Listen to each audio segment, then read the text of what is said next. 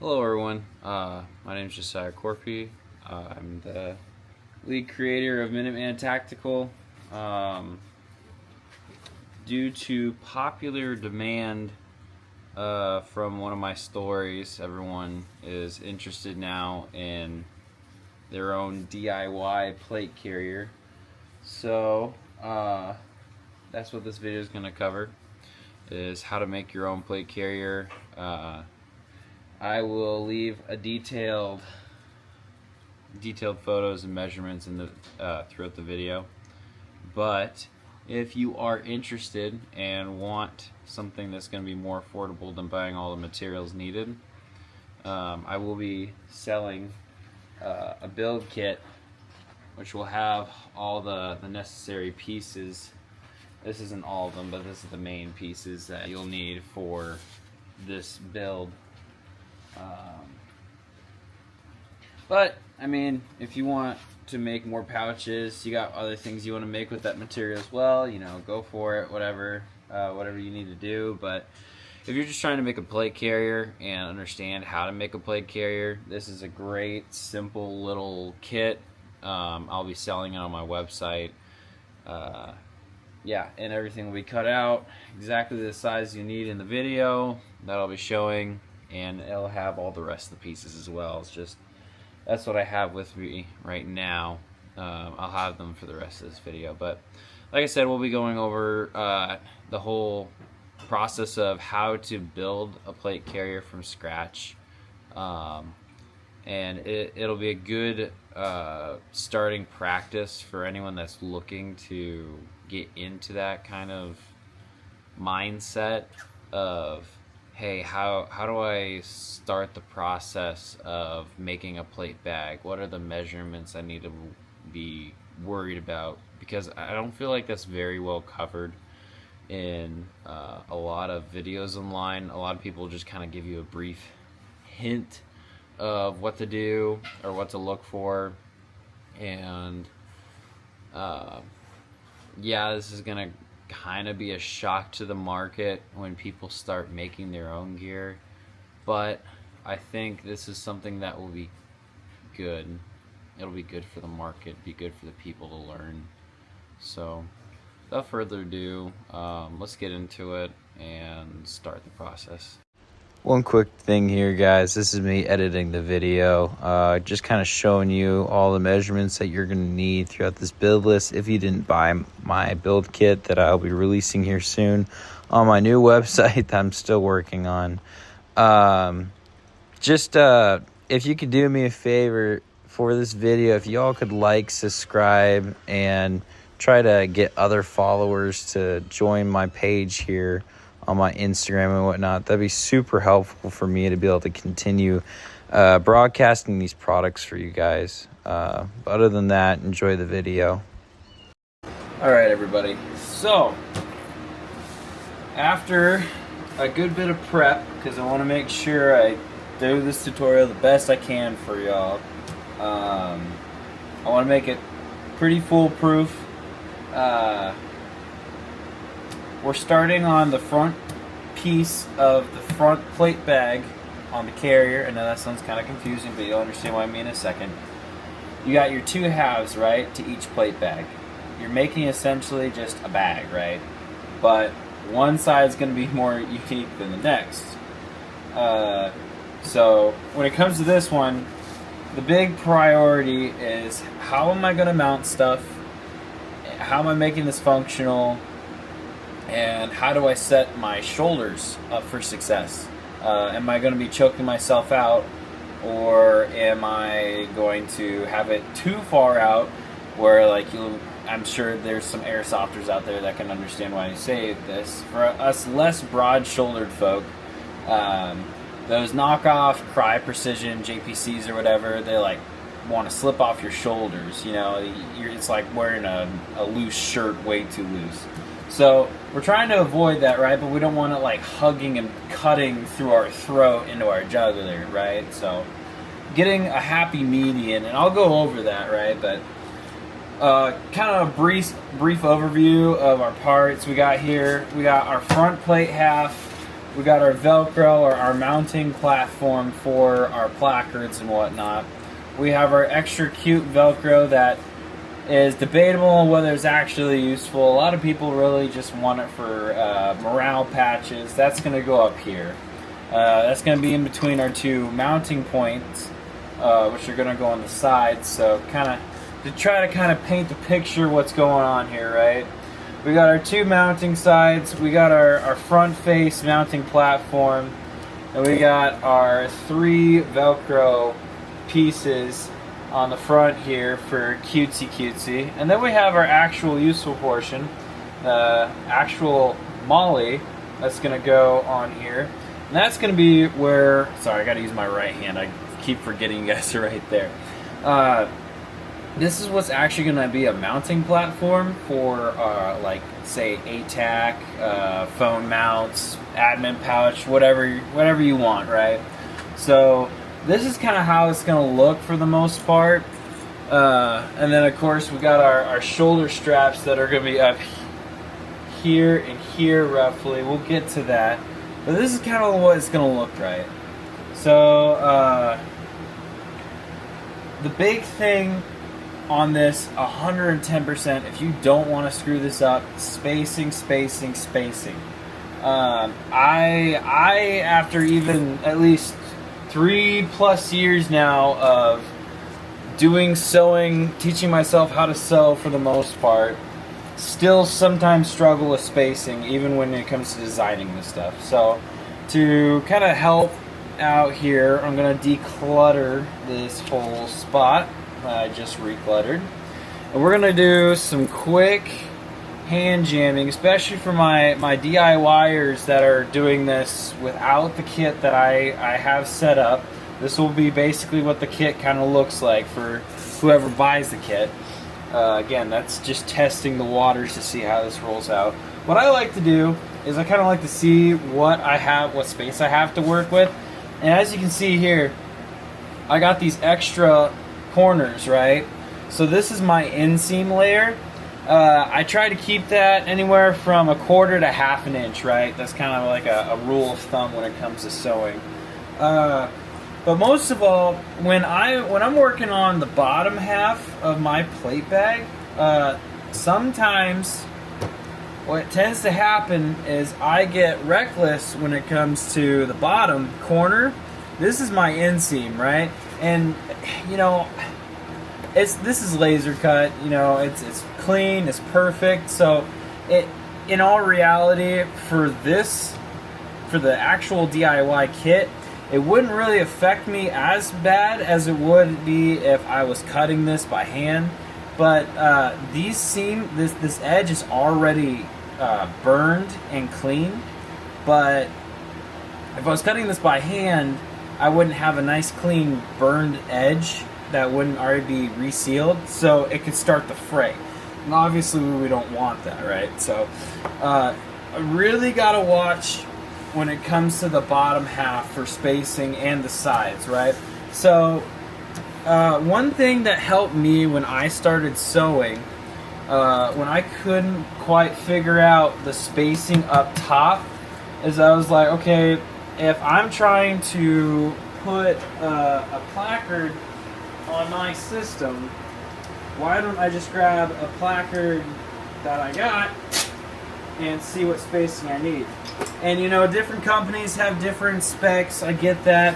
When it comes to this specific placard, yes, it looks small at the moment, but it should fit pretty well for the most part. Ignoring how short they made this, that's not my personal preference. I think that's silly that you don't make these adjustable, but like I said, everyone has their preference, you know. So what I did originally was I checked the spacing in between these two pieces, right? So right now, as it sits, the spacing between the inside of this webbing and the inside of this webbing sits at 6 inches. Now, for this case, I think that's kind of small. The outer portion that you're going to sit at is 8 on this guy. So if you're doing it like that, so be it, right? But for my case, right, Let me grab an example piece. So in my case, for one of my unfinished, this is one of my unfinished laminate placards, I like to space my stuff out at about 7 inches.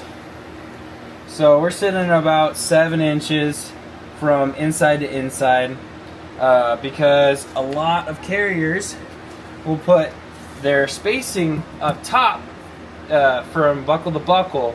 A lot of carriers put their design spacing at about 6 or so. And to give a little, just so it's not like confined and you can't really move or function anything, right? That we're giving ourselves a little bit of extra workaround room up here. And maybe I'm not using the right words for that, but what I like to do is to put 7 inches from inside to inside of my buckles. That way, for the most part, most companies it lines up with. Yeah, it doesn't get all condensed up top here, and then you're like stitching over your MOLLE, and it just doesn't get stupid.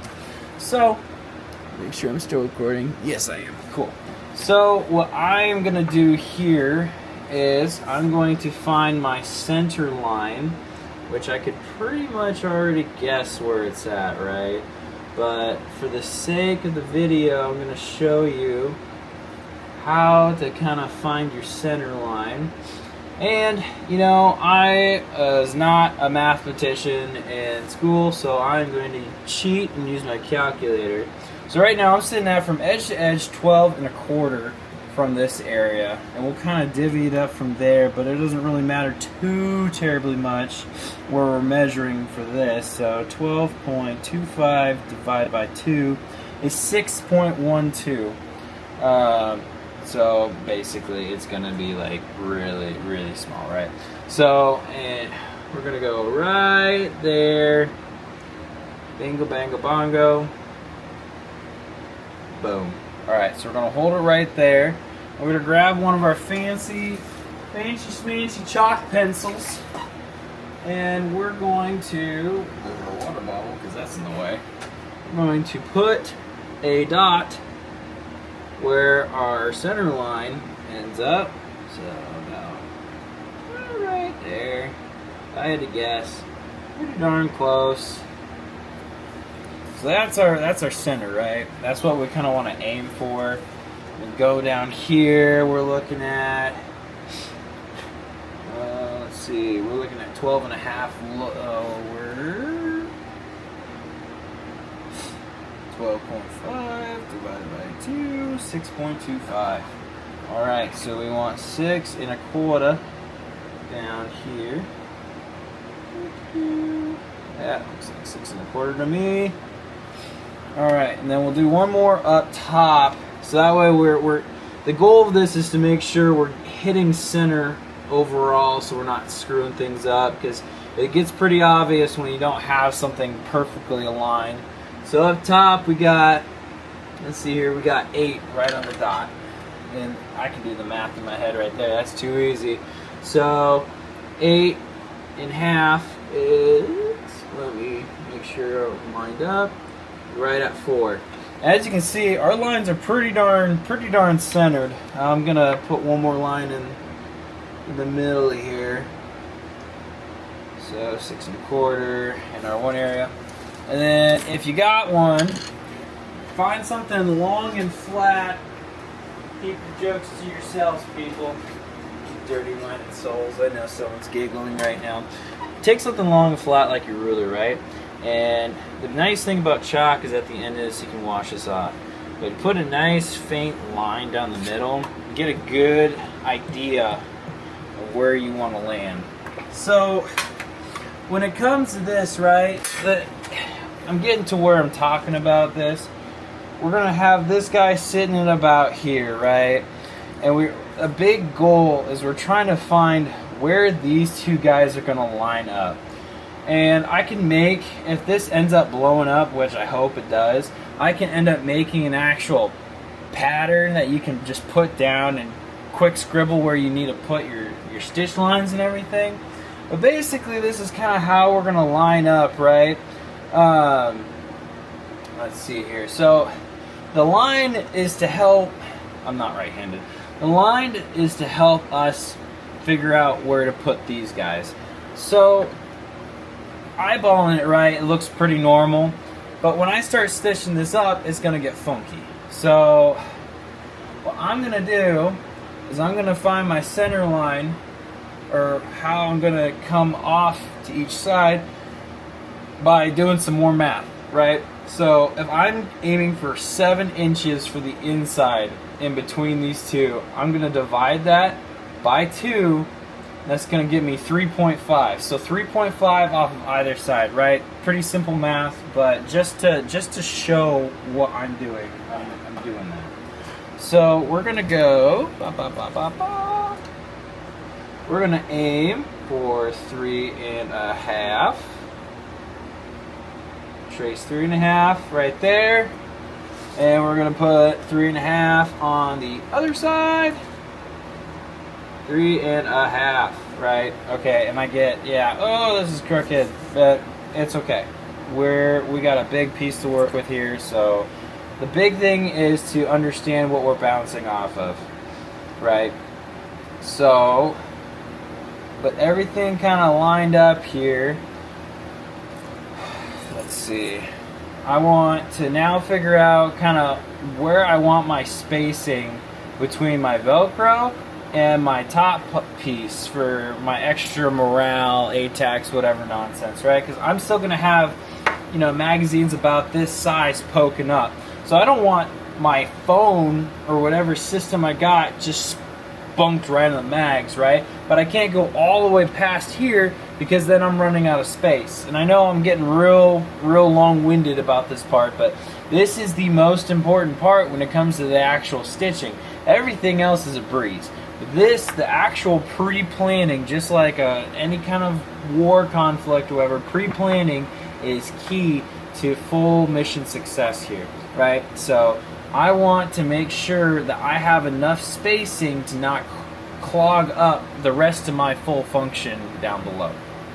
These guys I want to keep long, right? Especially in this case scenario, because not all you guys are going to have the same system. You're not going to have my placard. I mean, if you have my placard, that's awesome. I appreciate your support. But say if you got, I don't want to throw brand names out and have people get all feisty about anything. But say you got a more popular brand name placard system, and it doesn't match up with the specs of mine, right? And then you're like, well, this is stupid, you know, now I have a plate carrier that I can't do anything with.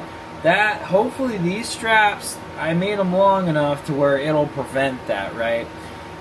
It's still a very simplistic carrier system. It's not going to offer all the capabilities that my other carriers that I make offer, but still it'll check the boxes for the most part of what you need. So I'm making these a little longer so that way there's some play up top when it comes to mounting buckles. But to get back onto our original point, we don't want this system right here eating up what's down below. So there's a few ways to go about this, right? But most of all, obviously, we got 3 1-inch width pieces, right? You stack those on top of each other, what you get? You get 3 inches, right? So figuring this one out, do a rough layout here just for visual, because I like having visuals. Let's see here. 3 inches, please. Hello. Boom. So this is about what we're looking at for spacing, right? Roughly about there. So right now, this is about my size of my magazine. Is that gonna affect it? I would say so. Now, do I want to go too much higher? No, I wouldn't want to go crazy up, because then it's up in my throat, right? We don't want that. So the farthest that I'm gonna go is honestly probably to, I'll put a line right here just for visual. I'm not gonna go any higher than about this. Maybe have that sit in the middle, because if you look at my inseam layer only has, gosh, that's maybe an inch, right? Yeah, like an inch of actual spacing up top, right? So if I stay perfectly on this line for my inseam, giving myself some grace, it only gives me about an inch between my phone, whatever is on in my admin area, to my throat. And I don't like smacking my jaw on things, right? I already bonked my head enough, that's why I have to wear a helmet. So I'm probably going to not go any higher than that. So let's see here, make sure I still got my 3 inches. Boom, shaboom. Make a line, make a line. See, what I'm doing is I'm putting lines and within my area, right? So that way I have a good idea of what I am aiming for. Take these away. We'll ignore this little line. I got this big line to go off of now. This is what I'm looking at for my height, right? So I've given myself as much grace room between my mags, whatever I got on front, to whatever I got up top. Need some water. What am I doing for time? Oh, that's it. So, try to kind of speed this up here before I lose all my space on my disk, or my drive. Excuse me, the whole bolt's coming out. I'm going to view this. Right? I got 1 inch, 1 inch. Too easy. You don't even need to take out a tape for this. You just put your pieces on the lines, and then you drop 2 more lines. And guess what you just made? Check this out. Boom, boom, and boom. Now, you can line all your stuff up, and you don't even have to draw a middle one, because guess what? You already did. Now that we got all of our rough measurements out of the way, I'm going to kind of tag these along the side, try to keep this workspace cleaner than it is right now, because it's just it gets a mess. Trust me, you don't want a messy workspace. You feel constricted. It just doesn't work out the way you want it to. Alright, so obviously I'm not going to leave these like this, because at the end of the day, when this burning wears off, it's going to start fraying, and it's just going to be a mess. But keeping in mind that these lines here, just do for this sake, we'll go up a little bit, put 3.5, 3.5, boom. See, now we got more judging room, right? And we'll bring this guy back down. I know I'm getting a little repetitive and kind of beating the bush, but let's see. I just want to make sure that at the end of the day, when you're done watching this video, you're like, okay, I know how to make this. Not, okay, I am even more confused. So we'll probably, you know, for looks and spacing's sake, I would say we're gonna put our bottom. Actually, we'll go down a little bit. We'll go about there, so it doesn't look too silly. So we'll put our bottom on these lines. Line this back up, and we'll kind of proof check how rudimentary this is. So if you want to make sure that you're lined up, this, because I can sometimes get screwed up and twisted in the brain on these. Sorry if I'm not making this too visual, but right now we're lined up right on the 6 inches. We come over to here, because then we have a perfect top. Look at that. Boom, 6 inches. So, without further ado, now comes the fun part of this whole operation. It's actually stitching this together. So, I'm going to set that Velcro off to the side, because I'm done playing with it for right now. I already got everything threaded. I got my bobbin in. I don't know how much thread is left on my bobbin, so I might have to swap it midway through this actual tutorial. But now that we have everything lined up, we can actually start doing what we want to do. You know what I might do? I might start off with this. You're going to take your 3 1-inchers, right? And you're going to find your 2 6-inchers, or in this case, for the inseam, it's 7 inches. If you care about having a long-lasting system, you'll put an inseam on your actual webbing as well. But what we're going to do, right, is we're going to stick our Velcro onto our 1-inch webbing. For strength and resiliency, we're going to stitch this bad boy on here.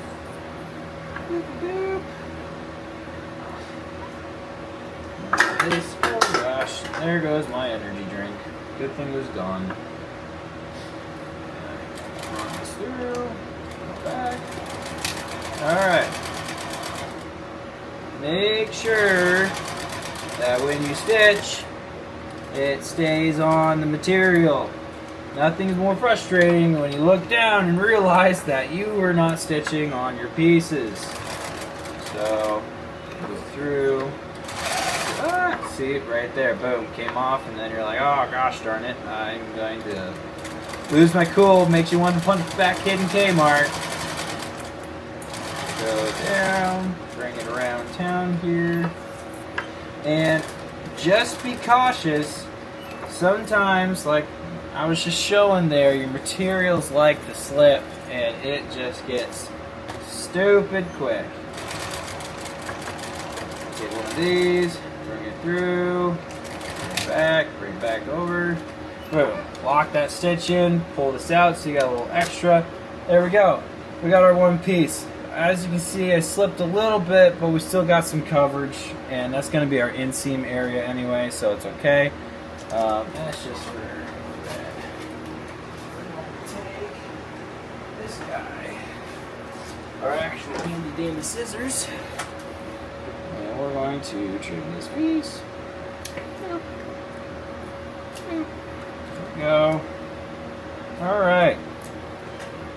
Now I tried to stick with materials that basically anyone can do on any sewing machine, whether that's you're some dude that's got a nice new fancy sewing machine and you really invested in the sport, or you're using your grandma's, right? And your grandma's just like, oh, I'm just happy that he's doing something besides video games. So we're going to put this guy. But I mean, with the materials that I chose in this list, you honestly should be able to get away with using it on even a cheap plastic sewing machine. As you can see, this is not the latest and greatest piece of technology either, but it is mine and I do love it. This is an old Singer 20U. You can find them online depending on your area, on like Facebook or whatever. I got this one on Facebook. Bought it from a very sweet lady. But you kind of got to just watch your market and see if you're trying to get into sewing. Watch the market and see if you got one that pops up that's a good price. And you don't want to, unless you're really not tech savvy, but mechanically savvy when it comes to sewing machines. Don't buy one that you have to fix up, because then you gotta take it to someone and actually get it tuned and everything. You're just spending more money, unless it's a great sewing machine and a killer price. But this does really all you need it to. It's a zigzag, so it gets those really good stitches in for MOLLE webbing. Alright, so now we got into the actual part of mounting stuff on this, right? Let's see here. This guy's a little too long. We're sitting at up. And this is kind of an improv too. The actual pieces I send, you should not have to trim any of this. One, you'll notice it will be smaller. So this guy I cut out at 7 inches, like all the other ones. But we don't need to inseam for a Velcro, because Velcro already has a finished edge. So we're going to cut this guy at 6. Cut off just 1 inch here. Make sure I didn't cut off too much or not enough. That's on the money. So we're gonna go ahead and plot this guy in between our two lines, making sure we're not going over too crazy on either side here. We're going to stitch her up. So, a little sticky. It's that PU coating, man. It sometimes wants to fight you. Keep in mind, if you slip, you're gonna have to de-thread it all, and it's not gonna be fun. So, we're gonna make sure our spacing is good on either side. Let's see. Go ahead and pop my needle in the back here so it doesn't move. Let's see, got 3.5, 3.5, and then when this lays flat, I got 1/2 inch there, and I got 3/4 of an inch on this side. So I'm gonna pop this needle up, lift up our foot, bring it right about there, back down. We're at 1/2 inch here, just over 1/2 inch. Bring it back over just a hair. Okay, what I'm doing is I'm making sure it's centered up, so I'm measuring either side. Alright, I'm just over 1/2 inch, and over here I am just over 1/2 inch. I'm just gonna slide a little more there. Now I should be perfectly, as the human eye can see it, perfectly in line with each other. I'm gonna push back, let my needle go through, and then start sewing. So guide it. I'm just gonna do a few stitches, and then I'm actually gonna lock this sucker in right down this line. Go back forward, and that forward and back motion, right? When you just stitch a piece on, yes, you put thread through one side to the other and physically attach these two pieces, but without doing a lock on that stitching, you're essentially setting yourself up for failure down the road, because it's going to start to de-thread itself over time, and then you're just screwing yourself over, right? So there's two ways about it, in my personal opinion. You can either do the one where you go back and forth, or you stitch back over and then flip your whole piece around and stitch back. That way it's not going to just go boop, pop off, right? You're covering over your stitches, you're overlapping them. But I'm going to go off this. So this guy's already stitched up now. Got this guy on. Alright. Clean that up. Get all this extra nonsense out of the way, because it just gets annoying and then it looks gross. We want nice, clean, professional looking. Alright, now we're going to take our two MOLLE pieces and we're going to line these suckers up. And if you got a straight stitch, that's just fine. You rock that straight stitch, man. I rock straight stitch for a while. The only difference that we're going to have right now between a normal stitch and a straight stitch, or a zigzag stitch and a straight stitch machine, is you're just going to have to run over this a few times and make sure that when you end your stitch, it ends on the middle, in the middle of your stitch path. That way you're not on the end and it's going to start to de-thread itself over time. So since I have a zigzag machine, I'm going to cheat. I'm going to find my center line. I'm going to put this on my center line. I'm going to drop my needle right in there. Try to make sure I'm showing you guys what I'm doing. I'm going to go here, go back, go forward, and then I'm going to do what I love about this machine.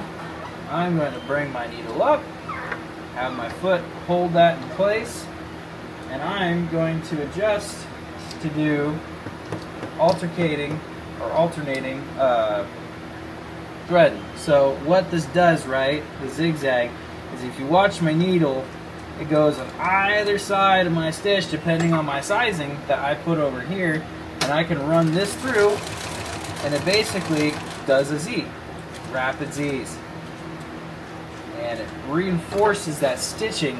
And I'll bring this up to the camera so I can see a little better. I don't know how close I need to get. It creates that zigzag pattern, so that way it just is super strong. It's not going to let go of that. It's not going to fray as fast. It gives it more strength and rigidity and mount performance. So after doing that, I'm stitching on this center line to give me kind of an idea of how far I can go out, right? Try to give me some general spacing. My goal out of this is to get, excuse me, let's see, I got 1.25 inches. You can't put MOLLE exactly at 1 inch, right? Because you have to account for warping, right? So if I have a straight piece like I do right here, say this is perfectly flat, it's not going to move, right? I don't have much flex, see, you know? But if I give myself an extra, not even 1/8, right? Just barely, an extra little bit, I have a little more play, which allows me to actually weave stuff in through the MOLLE rather than it just looking pretty. So a good rule of thumb when stitching MOLLE like this by hand, the more traditional way, is to look at your 1 inch and then go, okay, I need to go a little higher, so I need to aim more towards 1.1, 1.2, nothing past 1/8, right? You can go all the way up to 1.25 inches, but at that rate, you're making an excessive MOLLE mounting slot, and you're wasting extra space that you could be using. The most you're going to need is going to go to 1/4 or 1/8. So for this case, let's see here. Trying to transfer my brain back to laser. Excuse me, as I was. Let's see here. I think I actually need to sit at about 1/4 for this. So I'm gonna go at just under 1.25 inches. And if I can get one more in, that'll be good. Yeah, so my sides are gonna sit a little long on this, but as long as I at least got around 1.25 inches, yeah. So to redirect what I was saying earlier, when it comes to this webbing, right, not laser cut, more of traditional style MOLLE webbing, you do want around 1.25 inches of mounting, because this is a little... Okay guys, this is also me editing the video. Just a quick thing too, 1.25 inches is minimum of what you need. Primarily try to aim between a good area between 1.5 inches to 1.25 inches. That'll give you your prime amount of spacing. Depending on what you have to work with for spacing, I just went with 1.25 inches for this stuff, but it's really user preference on this. But if you want the easiest MOLLE to mount on, I would suggest going more towards 1.5 inches of width between your stitches. A little different when it comes to laser cut. Laser cut, you already have it pre-lined. It works smooth. With this, it's got more what's the word? It's got more movement, more play to it. There's more things that can happen. It's not a computer just cutting everything out on a laser. So let's see here. We got 1.25 inches, 1.25 inches, and that leaves us with just enough room to have about 1.5 inches on either side, which means we have 4 mounting slots of MOLLE up top, which is exactly what we want. So I'm going to stitch this guy down the bottom. Set this back to straight stitch. Now, if you got one of those cheaper machines, one thing you want to watch out for is when you're doing this webbing, is it's going to fight you, right? It's not going to want to go through this stuff. It's going to snap, it's going to crackle, it's going to pop, and it's not going to want to punch because it doesn't have as much force. This sewing machine has an external belt-driven motor on it, so I don't have to worry about the fact of getting through the material, I have to worry more about whether I'm going to explode a needle into my eye, which can be kind of fun. Probably should wear safety glasses, but do I? Not really. Because I just try to make sure I don't blow up my needles, because I don't like blowing up needles. I like making my needles last their full life. So, boom, we got another zigzag here. Bring this out of the way. Trim up all that excess. Alright, so now we got a rough idea what's going on.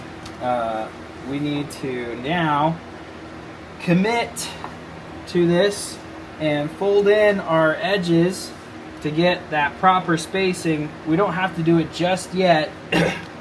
One thing we need to watch out for is right here. We want to make sure we get all these lined up. So you can either do the cheap trick, which I'm tempted to do and probably will do, is I'm going to stitch straight through, even including my Velcro, because it's not going to affect it, right? It's not going to make it any less user-friendly or practical because there's no MOLLE there. But basically, I'll show you what I'm going to do.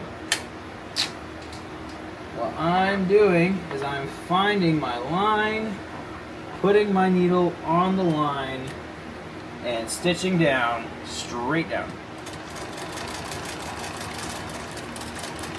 And since I'm already putting a zigzag over it, this is the fun part too when it comes to stitching this stuff.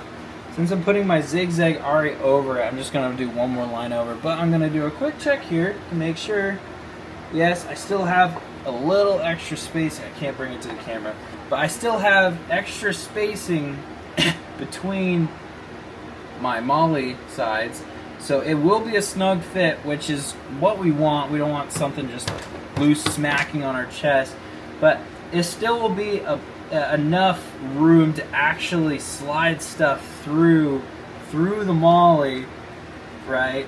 Like so. That's what we want, is we want to have room to be able to slide MOLLE through. So we're going to go back up.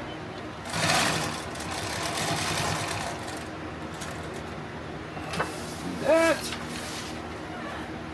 And I'm just gonna, for time's sake, since I can only record so much on my new fancy camera, is I'm going to do this other side, and we're going to do all the zigzags at the end here.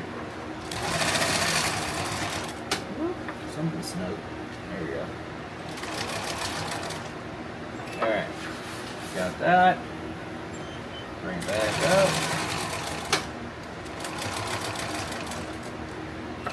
Alright, so now we got our two MOLLE platforms here. Alright, now, just for keeping this a clean show, clean all this up out of the way. Uh-oh, I think we ran out of lower bobbin. I was wondering when that was going to happen. Change that real quick. Boop. Yeah, we ran out. Luckily, I came prepared. I have another bobbin. Boom, shaboom. Shaboom, shaboom. Do that. And then when it comes to stitching, bring that guy down, pull it up, guides it out, pulls it through, and boom, we are back in business. So, when it comes to these sides, I'm going to just, to get the maximum amount out of these sides, I'm going to do this number, fold it down just a little bit, just a little bit. Down. Do the same thing with this guy. Try to line it up, dress right dress. All my military folk know what that means.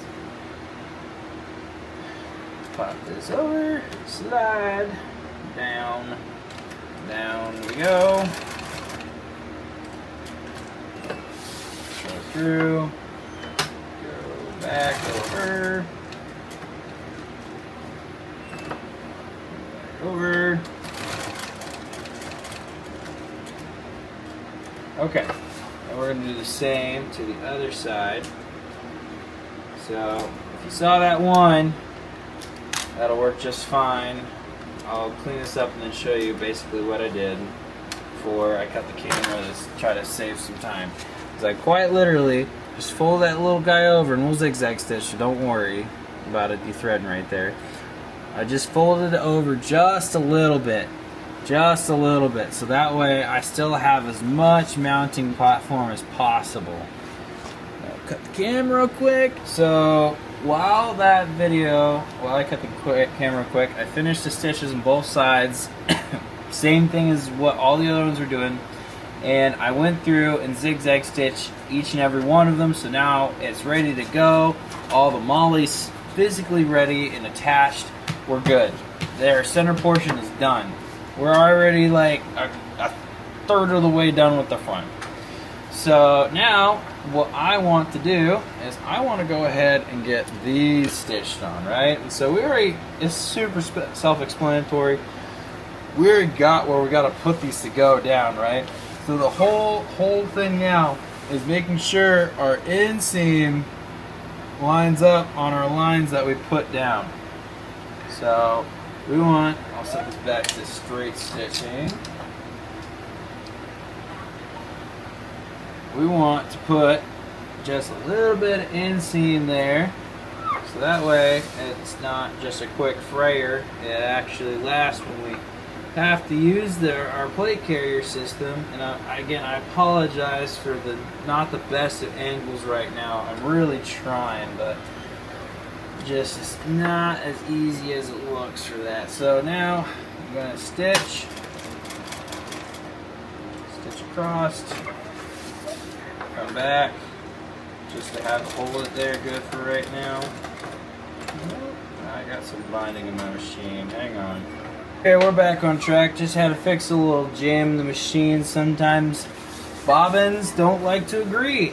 So we'll go back here, just make sure we finish up this stitching. Make sure that's tight. There we go. Okay. That guy's good now.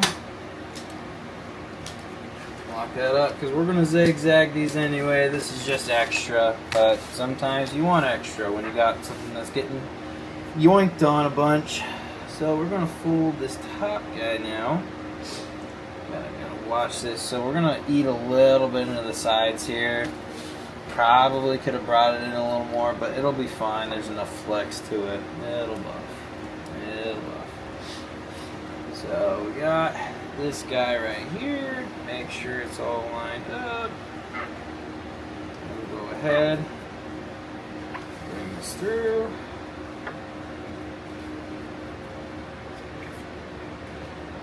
Here. Alright, stitch it.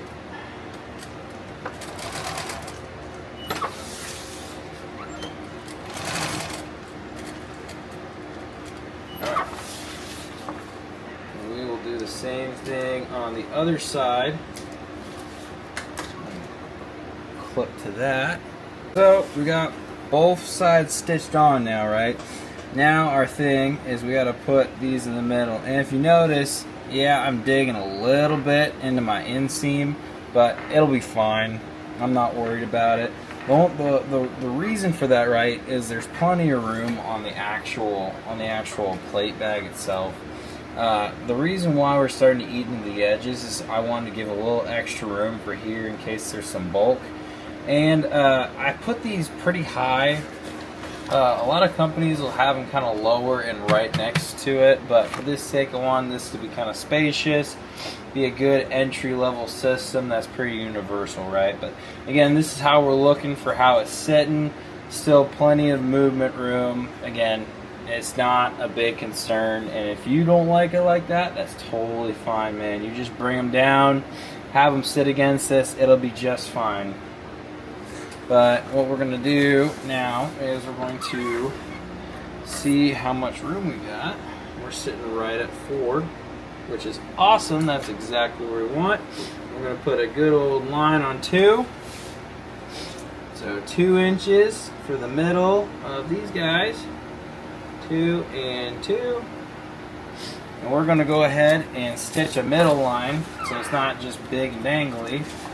We got actual separate mounting spots in case you got a different kind of mounting buckle, because there's some that weave into 2 forms of MOLLE webbing, and then there's some that just weave into 1. And then there's some that just got G-hooks, and G-hooks are also cool, and they got a time and place, but this should be able to accept all those and accommodate for all of them comfortably. So we're going to put it on the line, go across, bring it around back. Alright, and now I'm going to flip to all these being zigzagged. Alright, so I got now all these zigzag. As you can see, got a middle, bottom, top, middle, bottom, top. Alright, so now our top half is done. We're excluding our shoulders, of course. Those are going to come later. But now we can actually get around to doing the bottom. Before we do the Velcro, we're going to go ahead, we're going to grab this guy. So this is going to be our bottom flap. And we don't really have to get too crazy on this right now. It's pretty easy. For video's sake, I will stitch these up before we mount it onto this, so that way if someone's doing this for the first time, they don't get stuck. They're not used to doing weird angles or anything. Sometimes sewing will just be a pain in the butt. You just gotta work around the pain in the butt. But we'll go ahead and stitch these guys up. Oh, I left that in zigzag. Alright. So we're gonna stitch this guy up.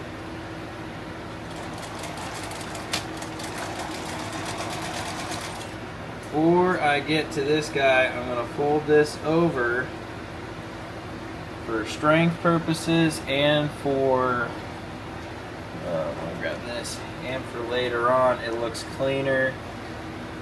And I'm going to grab this guy too. This is going to come in play later, which you'll see. Come down, meet his buddy, say hi to his buddy, go down this path. Now we're going to go across this guy. Alright, then we're going to fold this dude under here for good mirror looking finish.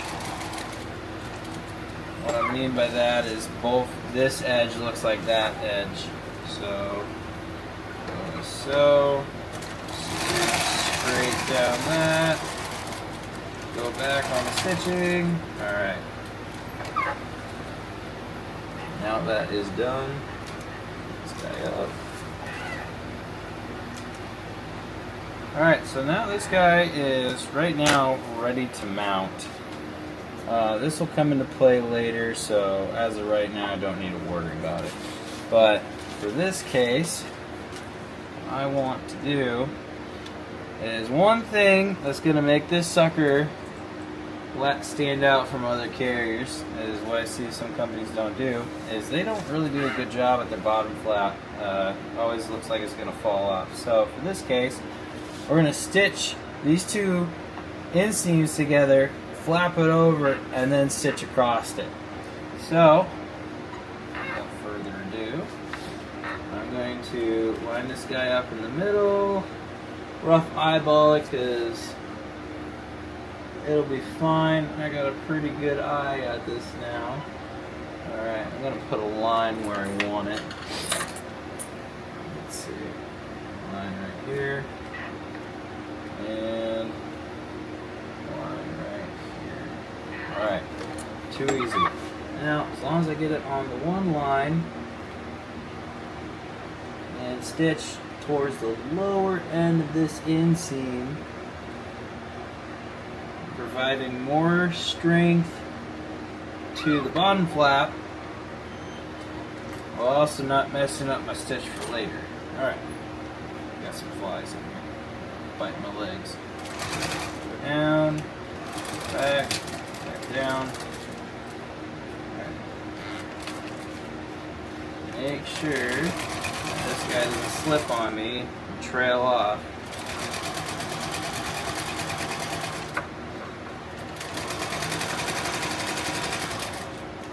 Alright. Bada bing, bada boom. Over, back over, and we're good. Okay, so now these two pieces are physically joined, but now you're like, oh, well this looks silly. What am I gonna do here? Too easy, glad you asked, even if you didn't.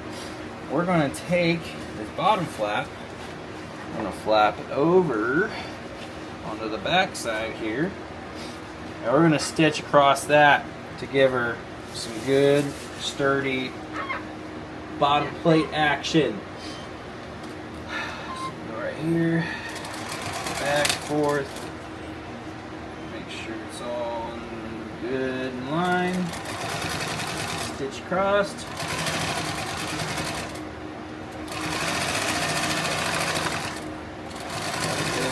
Boom.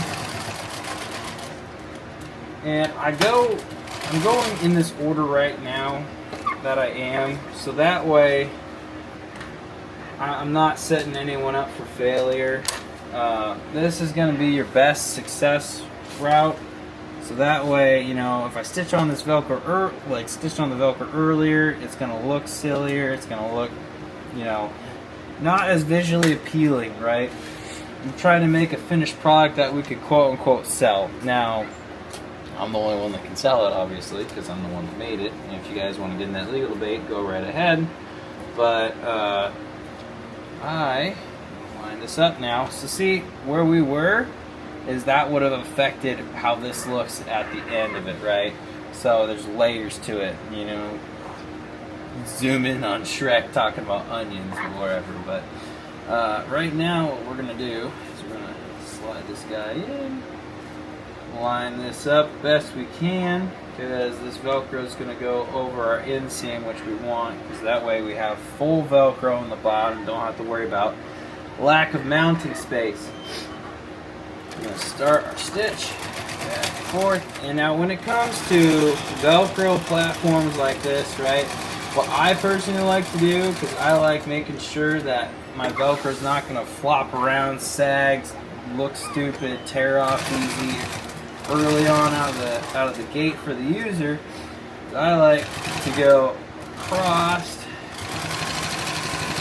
trying to make it visual for you guys. It's kind of hard. Oh, it's going to look a little bad, but there we go. Go across here. Do a full box stitch, and then as we get to the end here, go all the way across. And now, I don't have a fancy DNC laser, but I got a calibrated eyeball, and I'm going to do an X-box stitch straight across my mounting platform from one corner to the other to give that extra middle rigidity that is needed for a placard mounting surface, so it don't sag, it don't rip easy, it stays on there longer, lasts longer, whatever you want to say. Bada boom, bada boom. All the way to the end. Bop, bop, bop. Okay. Back it up.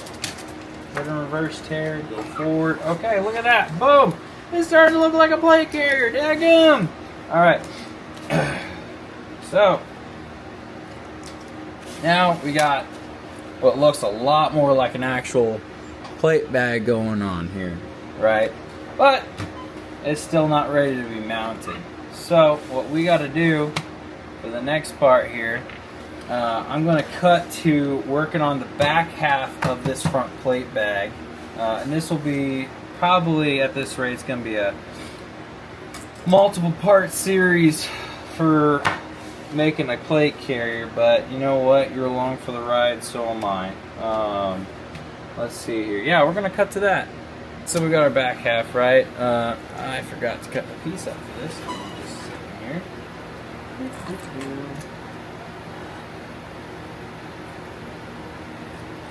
So, what I like to do, right, to keep things sweet and simple, it'll be a much better piece for the next one. This is still fine. It's got plenty of mount space to it, but I like to have a lot of varying height for this. 6 inches on my 6-inch Velcro usually works the best. But before I do that, I don't want to shoot myself in the foot, get ahead here. I'm going to, mind you, this is the inside, right? So this is inside the plate bag. This is what goes towards your actual body. So I'm going to put in my inseam right here. Finish stitching this up. Do not get too carried away on the thickness there. I'm going to,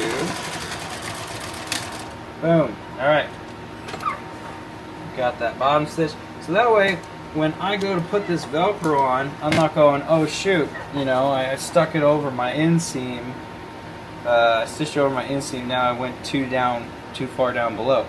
But right here is a perfect spot, so now I can take that Velcro, send it through my machine, and it's the same concept as it is on the front Velcro,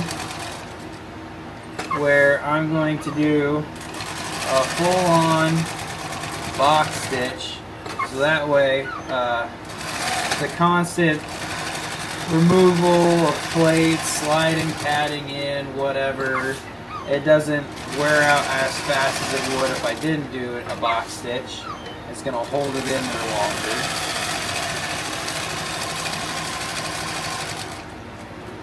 Boom.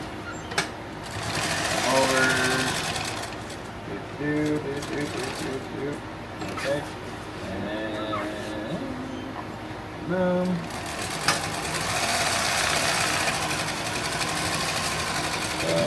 Back, forth. Okay. Boom. There we go. And that's really it for the back half. It's pretty short and sweet. This is where it gets exciting now, is making sure everything lines up. Because what we're going to do is we're going to take our back half to our front half of our front carrier, and we're going to put them together. And then that's where it's like you sink or swim, right? You either get it right or you don't. And it really sucks when you don't, because then you have to redo this whole process. But basically, what we're doing right is we're trying to line up our pieces. Stick them on top, on bottom, outer faces towards each other, inner faces away from each other, right? So this is going to be against your body, this is facing out, this is the inside of the bag. So picture just a normal backpack, or like your shirt, right? You see the stitching on the inside of like your shirt sleeve, you're going to flip your shirt right side back out, hopefully, if you're a decent dresser, I guess, for public occasions. You're going to flip it back out, right? So this is the inside of the plate bag. We're going to stitch along the inside to make sure that our outside looks clean and presentable. But before we get too carried away there, we got to figure out where our strapping goes. So when we're looking at this, right, I'm looking at how much space do I have up by my collar, by my throat, by my neck, and how far am I angling out? So it's kind of opposite when you're stitching inside. You want your inside, for when you're stitching inside here, you want this to angle in, so in the future it angles out. So in this case, you could either go straight and it'll be straight over, it'll look a little silly. You could go out if you got broader shoulders, but mind you, at this angle it's going to go out. It's going to come out and come back in. Or you could do this, where it's going to come back out, hook into your back piece, and come back in and angle. Now we don't want to go too crazy on an angle here, right? So make sure that these two are reaching the same length.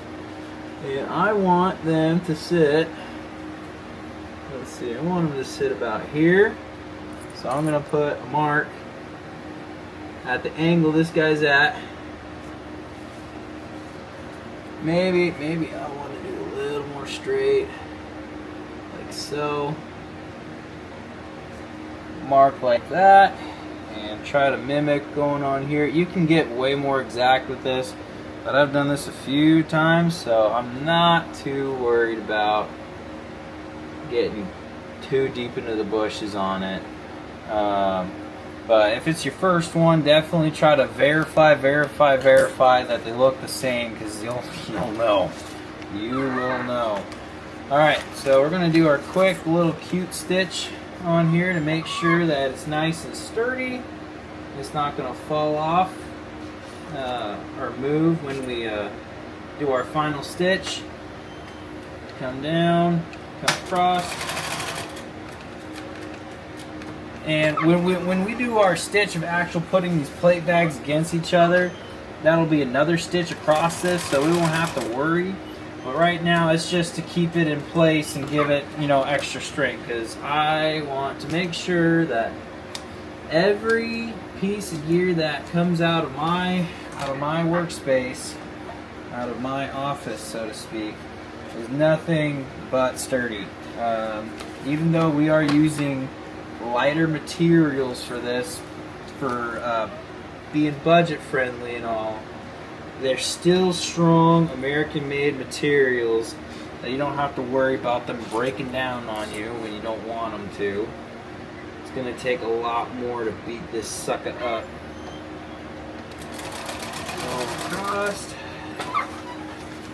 And again, as you can see, I'm trying to stay in my inseam, so that way I'm not taking more space out of my actual outer portion and it don't look weird, right? Okay, went back across. Now, cut this extra nonsense off so we can finish our one stitch and basically be done with this plate bag. Alright, look here, boom, boom, boom. It looks pretty darn mirror perfect there. We're Xing right about where we want to X. So we should be good. Now all we got to do is, when you do this, make sure that you don't stitch, make heavy note, don't stitch your straps into the sides, because then you're going to freak out, get all crazy and grumpy. And make sure you don't stitch this guy in there either. So try to keep these in the middle while you stitch across. If it helps putting like buttons down, something, taping it, whatever you got to do, just make sure it don't get in your workspace where you got to go. Now, to keep this from moving, just to kind of show you guys one of the examples, one thing you can do is there's sewer's tape, where it's a double-sided tape. You can do that. You can do gator clips like what I'm doing right now. Your goal here is to make sure that everything lines up the way it's supposed to.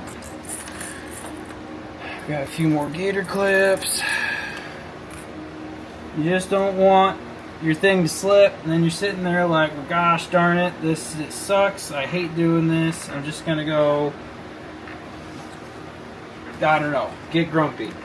Don't get grumpy. There's plenty of reasons to get grumpy at this hobby. Try to keep a good positive attitude about it. Alright, we're gonna go across now. Alright, there we go. Come down, come back, go back, forward. We are going to try to keep all our extra slack on the inside. We might have some wrinkles, that's okay. Wrinkles are just more of an aesthetic thing. You're just going to either like it or love it, you know? You just got to get over it. Come down. Like I said earlier, we might eat a little bit into our side straps there, but that's fine. I'm not worried about it. It's still looking just fine and dandy right here. I'm gonna come straight down.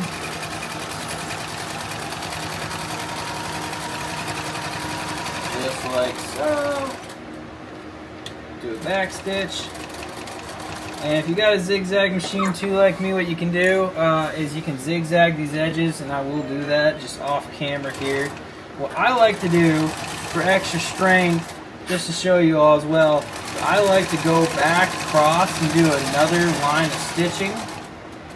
That way, I'm not going, oh, I only got one line of defense that's going to hold this sucker from falling apart. No, no, no. We want 2 lines of defense for this at least. Some companies will do 1 for speed's sake. I like doing 2 for strength's sake. Go across here. Oh, I lost the gator clip. Oh no! That'll be fine. I'll make it work. Alright, come down. Alright. And then this is the fun part, is you gotta kind of balance this getting all clogged up on the side here. It gets stupid. We're gonna come down. Alright. And now, try to line this up by hand. I've done this enough times to get a good idea of what to do. Alright, come down, pinch it, straight across, straight to the bottom.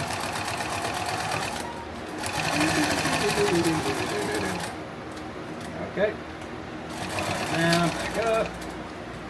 Alright, and now flip this around, shoot back up top. Make sure when you do your second line defense, you're either on the line or on the outer side of the line. Don't go on the inner side of the line, because what you're going to have happen is you're going to be like, well shoot, somehow I lost more room. That's weird. Then you're going to realize, oh, I was silly when I did that, and I stitched more inside than outside, so now I have less room for my plate. Alright, now when we flip this dude right side out, grab onto the straps, pull out, and for the big reveal, you have yourself the start of a fancy plate bag. Now our straps look a little wide right now. It's not too much of a concern to me. You just gotta fold it out a little bit. There we go. Now we got our front plate bag mostly done. We just gotta stitch our bottom Velcro on. That don't look bad for a little simplistic design. We'll fluff it up, make it look good. I'll shove a plate in there and get a good photo of what it looks like. But that's so far basically our front, and we just got our back and then our sides. So just hang with me. All right, so now we are. Give me a second here. It's water in me. Now we are at the ending part of the front plate bag for this tutorial. All we have really in all reality, you don't really need to do this stuff till the end for the most part. I'm really only doing this all just to complete one plate bag at a time. But all we have to do now is just stitch on the Velcro to kind of finish the front design fully. One thing you can do if you want to, is after you flip this out, right? Excuse me, I got a tickle. After you flip this out, right? What you can do, and you'll see them on like certain plate carriers from different companies, is what they'll do is they'll go around and stitch the outer half of their plate bag all along the edge. And if you like that look and you want to do that, and go ahead and go for it. That also gives you kind of like a last minute effort to change your angling for the most part on these, where you can kind of tuck it in and put a line against it like that, or if you want to bring it out more and leave it at that angle, that's kind of your last minute ditch effort to change your angling on your straps, if that's what you so please. But and to go over one more thing too, there is one other way to do strapping. I mean, there's multiple ways to do it, but one other good way, if you want to, it requires a lot more strap, I would say, is to actually stitch it onto the rear plate bag. And it would be the same process, right? Except you would actually be able to choose your angle that you're going at. Just know that if you do that, you're stuck with that angle, right? This gives you a little bit of play, and it keeps the base of the fabric stitched multiple times and protected from fraying on the outside, scraping into your chest, stuff like that. Everyone has a preference, so I mention that now, so if you're like, hey, I'd rather do it this way, that's totally fine. People do that. It's not weird. It's perfectly normal. This is just how I'm doing it for this plate bag design for this tutorial. Yeah, so really it's user preference there, but without further ado, we're going to get into this and finish the rest of this front plate bag, starting at the base here, so we can actually Velcro in our plate. Move this Velcro off to the side. Take our one piece here.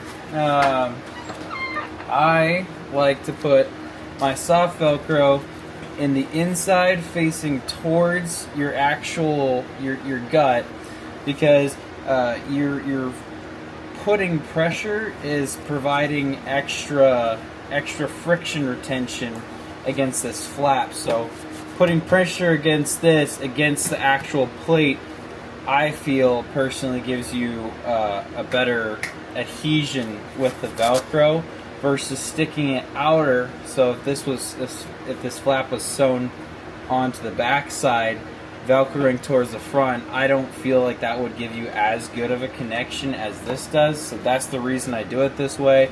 Again, everyone has a preference, but that's just how I do it. But what we're gonna do is we're gonna take our Velcro piece without getting stuck multiple times to our piece here, and we're going to flatten down our webbing down here, and we're going to stitch this piece on.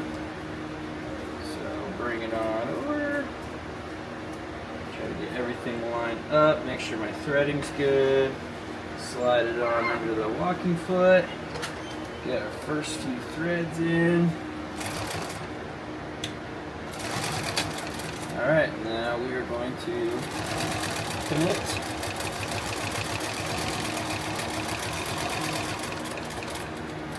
Everyone's got a preference on how things should be, or how you should make something, or what sizing you should use on certain stuff. Man, just experiment, see what you like. Totally user preference, man. Whatever you notice and see in your designs that makes stuff work better, you shoot for that, because no matter how long in the game you've been, in the game of making gear and whatnot, there's always new methods, new tricks you can learn.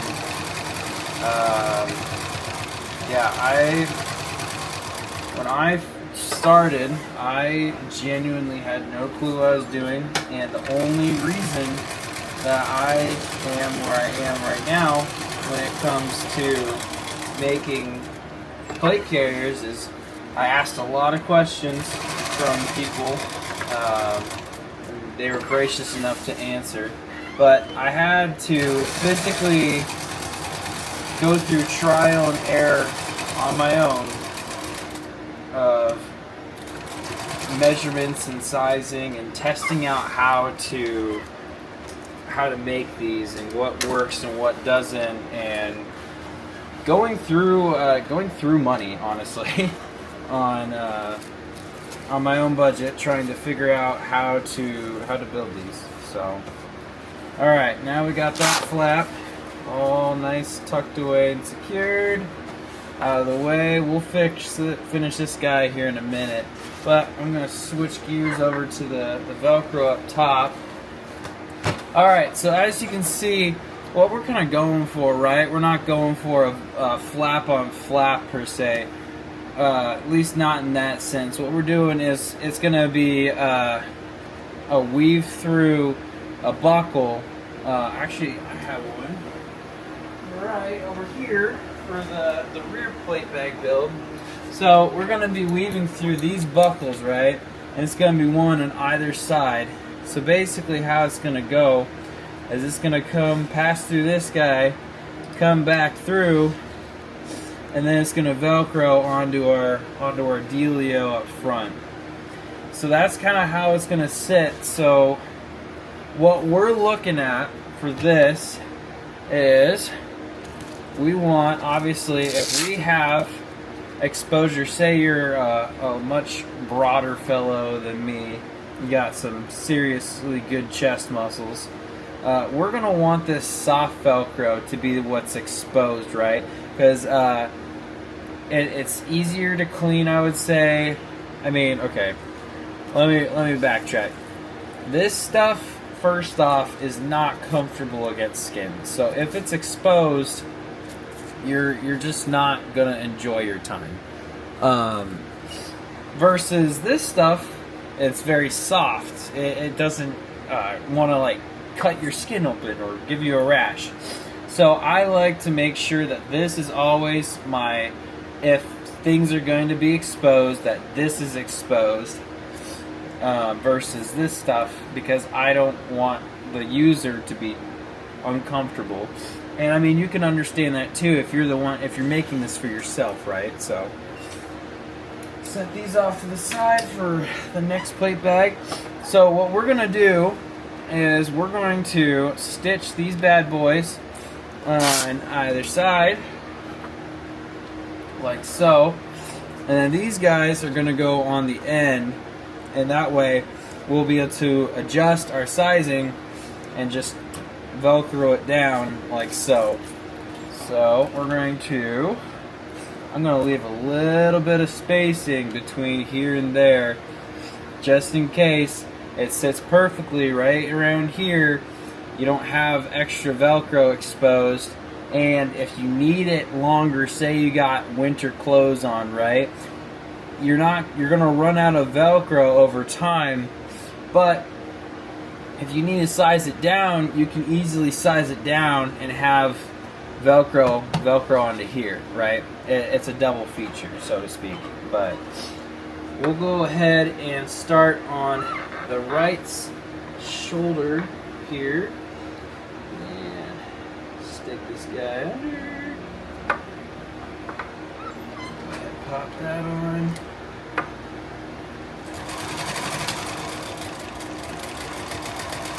And I apologize if I keep getting my hand in the way. I'm just used to not having to worry about a camera trying to look. And on top of that, there's not really a good way to angle the camera for this, unless I'm like wearing it. Even then, I'm trying to keep it as still as possible. Feel free, you know, obviously you'll be able to zoom up on the video, kind of pause it in different points, see what I'm doing.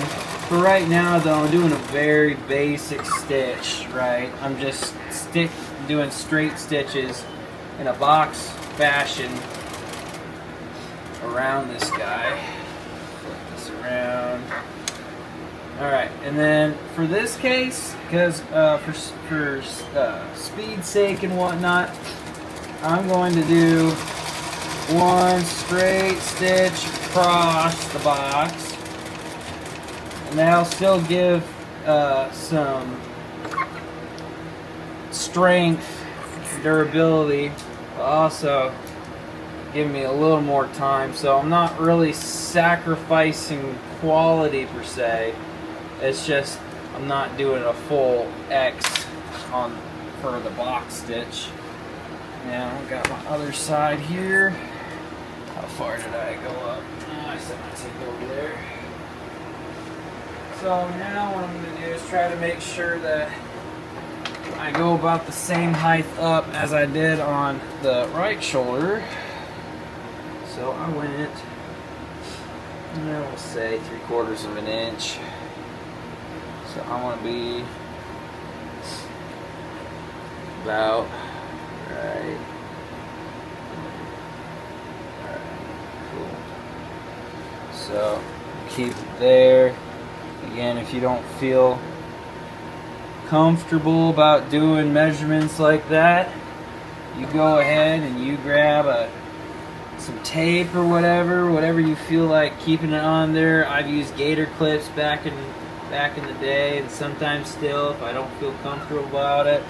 But for the sake of the video, I feel pretty good about it. Stitch this guy up.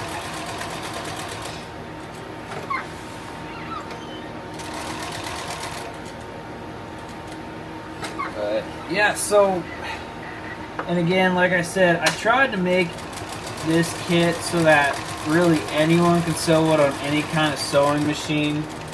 Again, it's not fair to compare my sewing machine to yours or yours to mine, if you get what I mean, because mine could either be stronger or weaker than what you got. Who knows if it's your if it's your grandma's old sewing machine, maybe she's got a tank. Maybe her sewing machine's way better than mine. Maybe I just got an old sewing machine. But you know, at the end of the day, as long as it's doing the materials okay, and you're not having a million jams, because nothing's more frustrating than your thread constantly snapping or your machine not wanting to puncture the materials you got.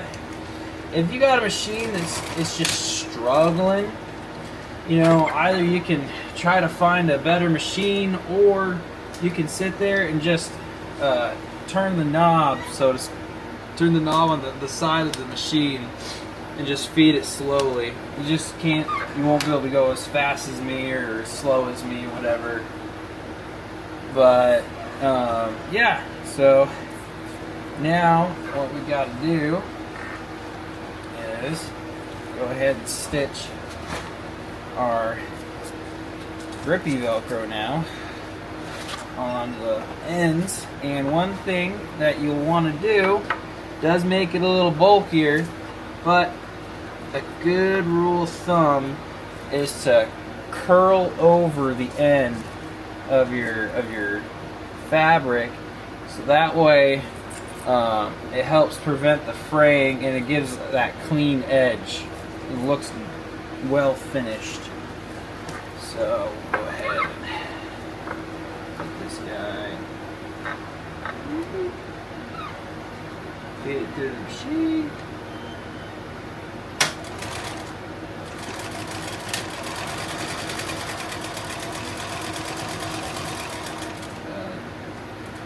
Yeah, I know that all these materials should be able to go through most sewing machines. And you know, there's even guys that are working on really old, like those Singer manual ones, where you're using your flip pedal all the time to punch through it. Which, I mean, hey, those suckers are built like tanks, man. They lasted this long, so the designers did something right. But yeah, man, when it comes to just having just like a straight stitch, just go over it a few times. You know, 3 times is pretty good. But like I said, and I can't reiterate this enough, don't end your stitching on the end or on the bottom side of the MOLLE, because if you do that, you're giving it a path, so to speak, on where to prematurely fail. Versus if you end it on in like the middle of the MOLLE, then you don't have to worry about it just starting to unravel itself and be like, gosh darn it, you know, can't keep my MOLLE on my anything on my MOLLE, otherwise it'll fall apart. But I mean, hey man, if you got a zigzag machine, you don't have to worry about that. Zigzag, you just put the zigzag over the full straight stitch and it is set for life. And a pain in the butt to try to take off if you did a stitch wrong. So stitch once, don't cry about it. I don't know what to tell you. Just try to do it right the first time. You know, sometimes that sucks, right? But because sometimes doing it right the first time may involve things you don't want to do, like spending more money or buying more of that specific material, but I'm telling you what, it saves you in the long run.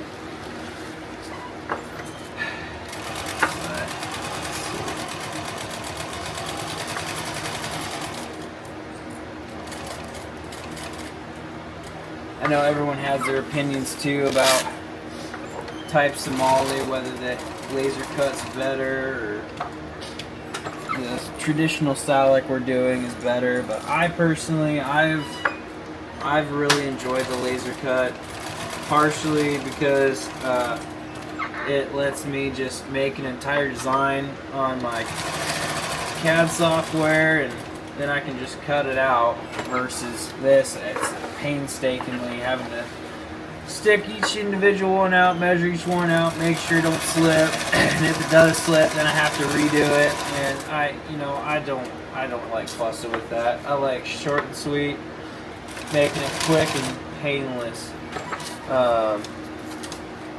You'll see on the back plate what I mean too. This gets a little meticulous with the MOLLE, so best to make sure that if you have to, pause the video, see what I'm doing, rewind it, go back, whatever you got to do to make sure you do your stitching right. But alright, so now we got our plate bag in the front is honestly finished. You really don't need to do this. I like this, so we're really just going to do this. It's short and sweet. We're just going to stitch this so it's a little dangler flap that sits at the bottom, so you can just quick pull that sucker out. It's going to be a bit of a fight, which you want, right? But it's really just a commodity. It's nothing necessary. I mean, I guess if you're doing something aquatic, I suppose, and you don't want to drown, you're not using your plates as a water weight to scuba dive per se, but that's really all I can think of. If it was a necessity, other than that, I see it more as a commodity. If you just needed to drop plates quick for whatever, instead of dropping your plate bag, the actual plate carrier itself. But we're doing it anyway because I want to make sure that it covers enough, that this plate carrier covers enough bases for the user that it's still a viable option. Because you'll go on social media or online, like on YouTube or whatever, and there's people that say that they have a plate carrier build tutorial, but then it's like that what you're showing me isn't offering me the capabilities of what I need, right? They're just showing me like, oh, I'm stitching two pieces together, putting straps on, and calling a plate carrier. Yeah, it physically carries the plates, but it's not offering me, mounting options. It doesn't show me any good quality, right? And that's the point in this video, is to finally bring this to the table. But so now we got our front plate bag done. We're gonna move on to the back now, and I'll show you how to get rid of all this stuff. Honestly, it rubs off over time too, but we'll make it go away real quick. So we'll switch over to the back plate now. Alright, so we got our back plate, right, and here's all our pieces. We already talked about these. These are our shoulder strap adapters, so to speak. And this is all our MOLLE and our back strap. So there'll be detailed photos of it all, but just kind of going over it. This is the Velcro that's going to sit on the inside of that inner half of the plate carrier that faces towards your back of the rear plate bag, and this is going to go on that flap that holds the actual plate in. And this is the big difference here that can really bite your butt if you don't watch out. Is this is that rear flap cover. There's going to be MOLLE on it, and it's what covers over your cummerbunds in the back, right? So if you don't do this right, it is obvious and it sucks. It's going to be covering over this guy. This is the Velcro that's going to go over the back. It's a very similar process to the front plate bag that we're gonna do. We're gonna mark out the same thing as we would on our plate bag. I'm gonna take all this other stuff off to the side because it is not important at the moment. We gotta do the same thing we did earlier. Go in the half line. So what was that? That was 4 at the top. Because all these are cut out exactly the same. The laser don't discriminate. They're all equal opportunity. They're all the same measurement. That's how they're designed. 6.1. And then let's see, it was 12 1/4, so it was 6 1/4 down here. And 6 1/4 down here. So now we got our line. Now we're going to take our ruler, if you got one, or whatever flat surface you got, that straight surface you got that can go across this whole thing. Alright, and we got our line. Alright. Now, you may be wondering, well, we're not doing that admin, so why are we doing this line again? The big thing with the line is, like I said before, is it's a guide to help line up all this stuff on here. Because now we got this drag strap, because drag straps are important. I mean, hopefully you don't have to ever use a drag strap. It's not good if you have to use a drag strap. Something bad happened, but it's there for emergency's sake. You got your drag strap, and then you got all this MOLLE now that's got to line up correctly. So we're going to do this. We're going to take our next short one. They're all about 1 inch spacing apart. So do that. And in total, you should have about 6 rows of MOLLE with 1 inch spacing in between each. And that's where that one flap's gonna go. Is it's gonna sit right here, and that's gonna be where your other 3 line up like this, right? So again, it's super important that you get that center line figured out, whether you're using my design or you're using your own design. Don't skip that, because it's going to be super noticeable later on. You're going to sit there and you're going to kick yourself going, man, I wish I would have done that. I wish I would have listened. I've been there, man. I've tried to cut those corners, and I'm telling you right now, unless you really got a good eyeball, you're gonna hate yourself later for messing that up. But we'll go ahead and for the start of this, right? We'll go ahead and start stitching these on. Let's see here. I want to take this guy. I might have cut that one too short. And like I said, I'll make sure that all these measurements are well fit, and you won't have to adjust them at all unless you choose to. But we're going to go ahead and make sure those guys are equal length. Make sure that's the size of the drag strap we want. We'll clip these down, and we're going to do a cute little trick here. Let me go grab an example.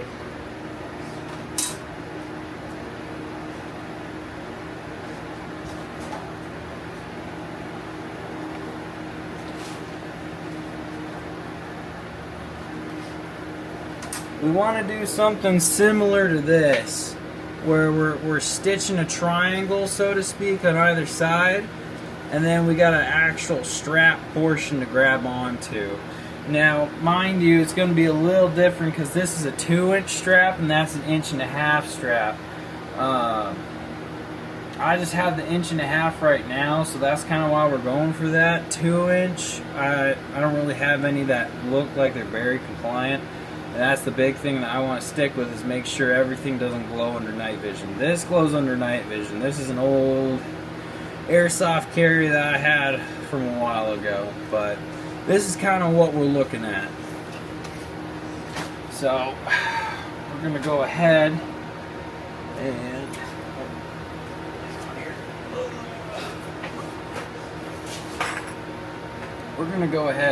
and stitch our triangle on here, but we're gonna give ourselves a little extra grabbing room, so that way our handle puckers out, right?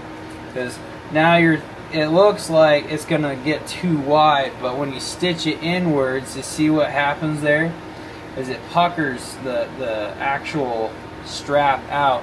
What we can do, it makes it skinnier, which isn't terrible, but we can stitch it like so, and then it has a center point, right? It looks kind of like a macaroon or whatever it's called, a type of pasta, but like the bow tie pastas or whatever. But that's kind of what we're aiming for. Let's see, I need some more of my gator clips. They're kind of hidden in all this stuff. Let's see, so we want to at least stitch the center like that, so it gives the bow tie appearance and then makes it look a little better. It kind of helps with that puckering, but we want to make sure that with how we line up, we're not going over the inseam, and we can still lay down our MOLLE like so.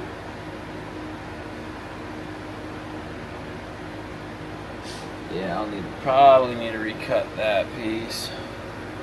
That's just fine though. I'm not worried about that.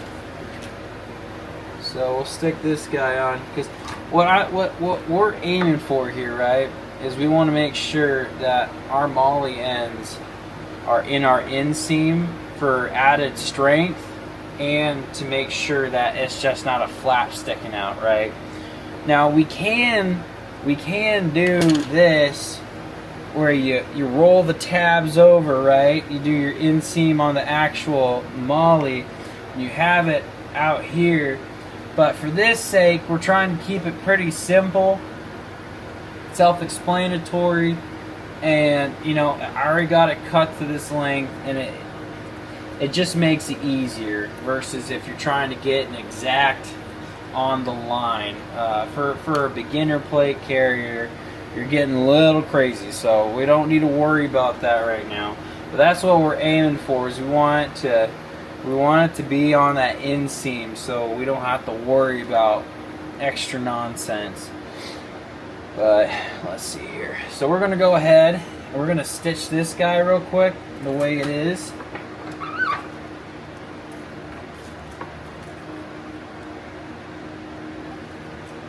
Move that out of the way.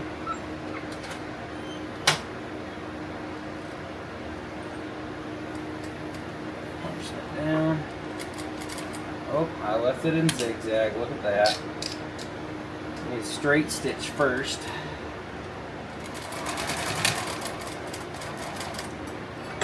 Okay, flip this. Alright. And come down.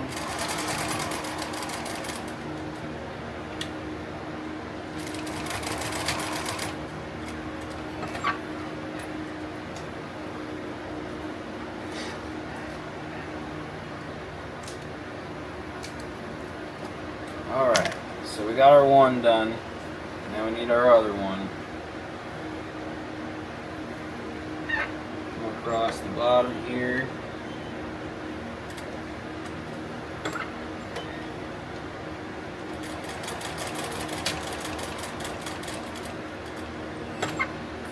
I'm hearing it. We might have to swap bobbins here soon. I think my bobbin's just about to the end of its fullness.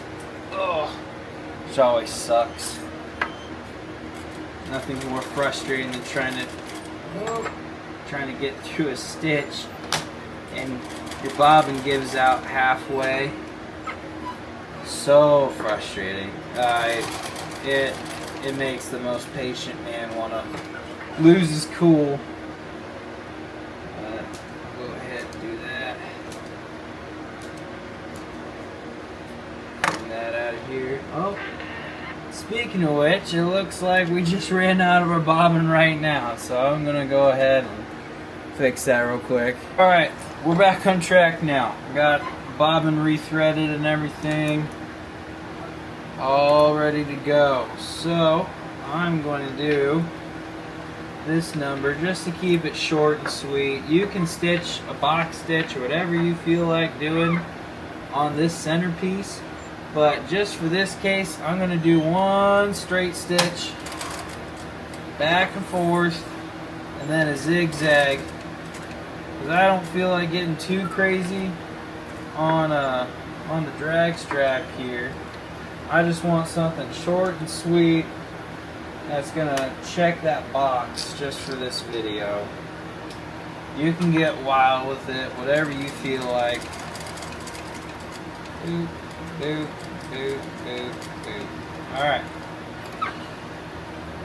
I'll show you here. So just like I said, very short, sweet, simple setup. Looks like a bow tie. Now we're gonna go ahead. What we're going to do is we're actually going to use that bow tie now, since I put it in the center. We're going to use that straight, or that zigzag stitch, and we're going to put it right on the line. And that's going to help us line up where we want to put everything else. So we're going to go ahead and mark this all out. Like I said, this stuff will wash out just fine. Don't worry about drawing on your carrier. I've used this all the time. I just give it a good wipe, quick wipe down with a damp cloth. Doesn't even need to be soaking. Sometimes you can even, as you can see, you can just get it with friction. So it ain't bad. They do make what's called heat erasing or whatever, pens. That's fine and all. Those work great. Just make sure you put a cap over them because they like to dry. And it can be very frustrating when you try to use one and then it's all dried up. So I've used those a lot too. I do like them. I just like the chalk because chalk doesn't erase when I need it to. It erases when I want it to. We'll go ahead and actually do that number. I'll redraw my line here and just pay attention to my center, my inner line. So as you can see, I changed my mind there, and then you're like, oh shoot, all my lines, what's going on? Just make a different size line, make a mental note like, oh hey, you know, this one, the one I want's in more, so I'll aim for that, still aim for that bottom. But we'll do this number, do it like so, and we'll stitch this on real quick before we actually get to the rest of the MOLLE, so that way we don't have to worry about this. It's already done, out of the way, it's not going to move. And I'm still in zigzag. There we go. Go forward, go back, forward. And what we're going to do is, since this is a kind of a critical component for needing its strength and rigidity when it matters, we're actually going to go and make a huge box stitch with an X on it. I like to make sure that this is one of the sturdiest parts of your carrier, purely because if it is a truly emergency dependent situation and you're putting your life on the line, or your buddy's putting your life on the line and on this drag strap, if it fails, you're screwed, you know.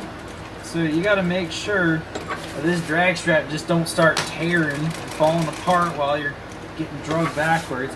And of course, you don't want that for any part of your carrier, obviously. But this, most importantly, because if you're getting drugged by this, you're probably in some line of conflict, direct conflict. And yeah, that's the last spot you want something to have cause more issues or make you stay longer in that hot zone. So we got our X-box stitch there. I'm gonna hit our next one right here, like so.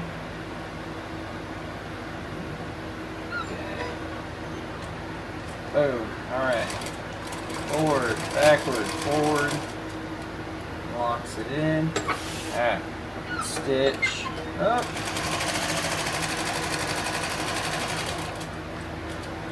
Try to keep it in line with the other one, just for symmetrical dress sake. Just looks better aesthetically. And then doesn't wear out awkward, crooked shaped or anything like that. Go back over. And we're going to go ahead and do that box. X-box stitch. Go up to the top.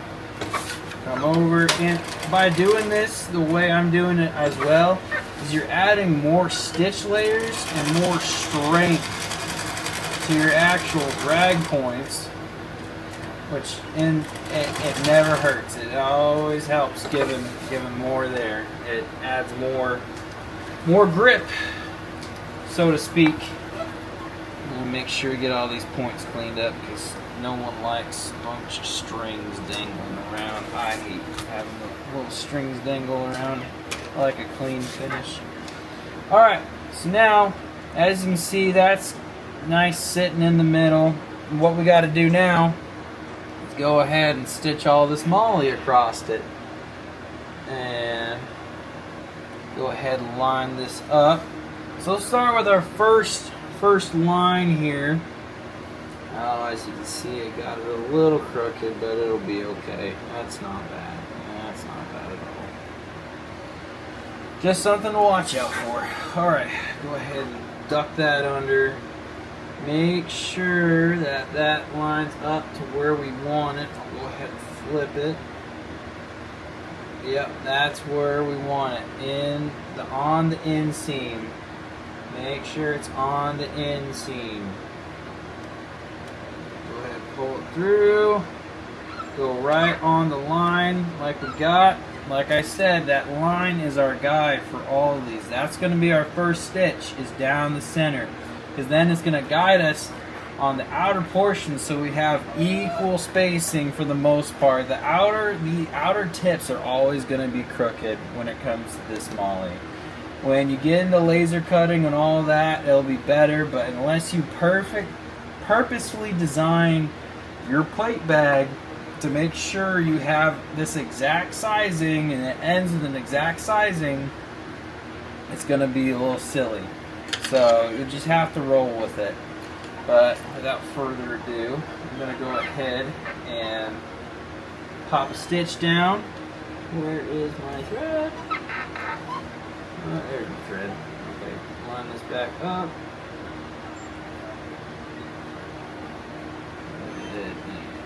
Pop it down.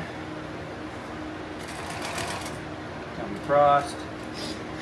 And like I said, I'm just doing a simple one real quick here. And if you want a little life hack from yours truly, if you don't want to constantly be pulling out your tape measure to measure 1 inch in between, take a piece of 1-inch webbing that you're not using, go ahead and slide it in between, and then just don't stitch it. Just don't stitch it. That'll make your life so much easier. It's a really silly, you think, oh, that's common sense, but by gosh, by golly, I sure didn't. So I make sure to mention it. Go ahead and pop it up, bring it down, make sure that everything sits the way you want it. Alright, stick your needle in, stitch. Alright, same trick. Pop it down. And we want Remember, we only want 3 here because we got the other 3 going on this side. Right? Yeah, because we want 6. Where did that guy come from then? Oh well. But, see, even after I do this for so long, I still get confused on my own designs. It's just part of the prototyping process. You just gotta get used to it. Just happens. We'll go ahead and stick that guy in. Stitch it forward, stitch it backwards, back forward. Alright. Pull this guy out. So we got our 3 here. We got 3 more, and those are going to go on the lower flap. So we'll go ahead, cut our string, and then do our wonderful zigzag stitch across all these, because we love our zigzag stitches. Cut all these extra inner strings off out of the way. Yeah, I can still do it after I do the zigzag. I just like to do it, get it clean right away. Alright, so we're going to set our zigzag, not too extreme. About there. Make sure our thread doesn't de-thread itself from the needle. Alright. Now, next one. Again, we're staying on that line. Alright, next one.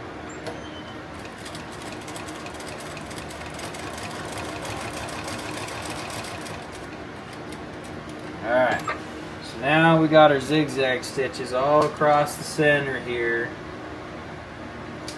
And it's going to be the same process as that admin front, where we're going to measure out just enough spacing on the MOLLE so we're not robbing from our other slots and losing space.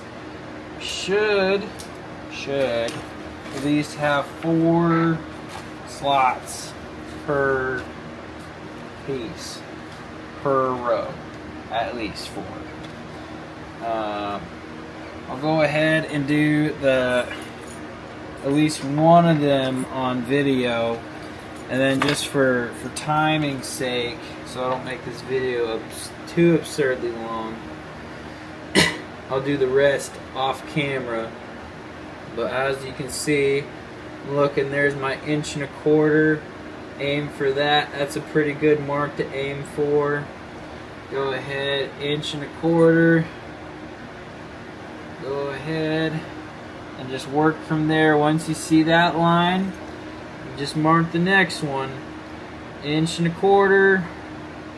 Come on, there we go. Alright, and then 1.25 inch.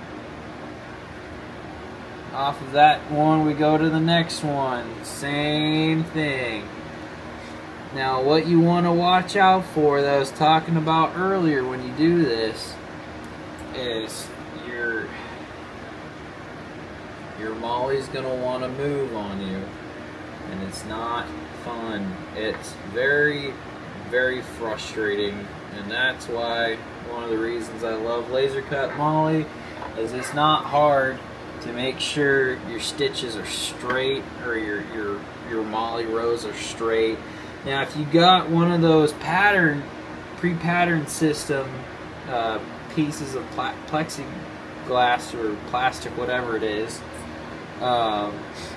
those work great, and they're specifically designed to make sure that your stuff doesn't move. If you got one of those, that's great. I'm happy for you. I don't have one of those. I can make a pattern so you can draw stuff out to include with the kit without making it too much more expensive.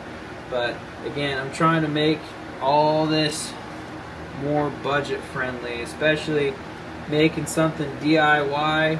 The DIY is going to be more budget friendly.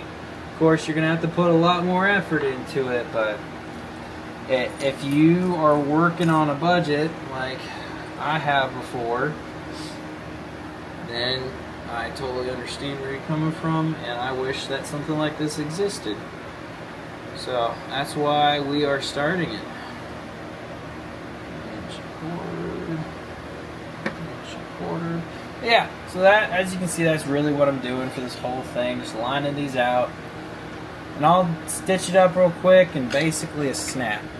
Alright, so now after a whole painstaking process of going through straight stitching and zigzag stitching all of our spots, wasn't really needed to show since we already went over it earlier.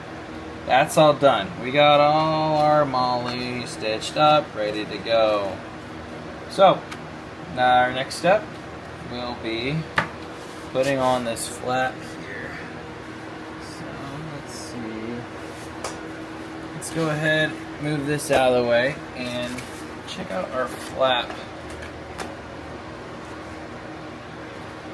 So our flap is also going to have MOLLE on it. It's going to have these 3 pieces. 1, 2, and just picture this with me real quick. 3. Still got to make this third one longer.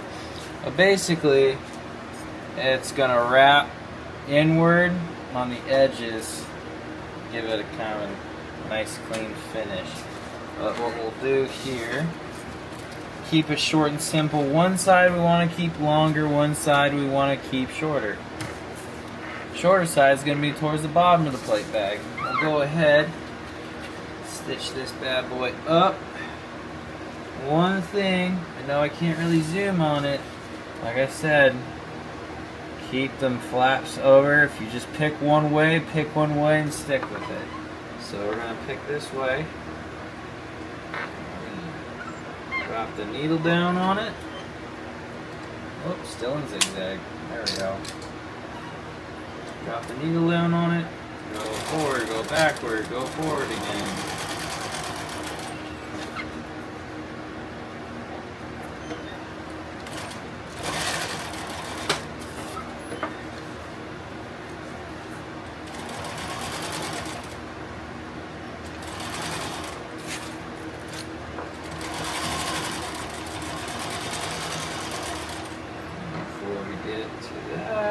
Do the same thing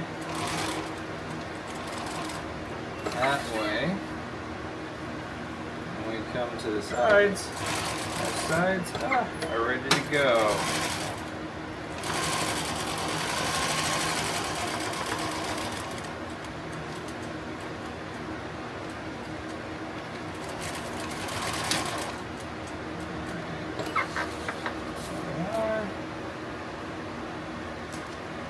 Clean up this thread real quick. We got snagged, I guess.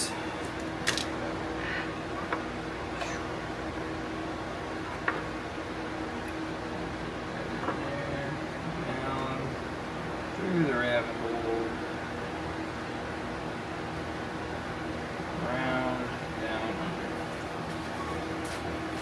under. Okay, stitch this side now.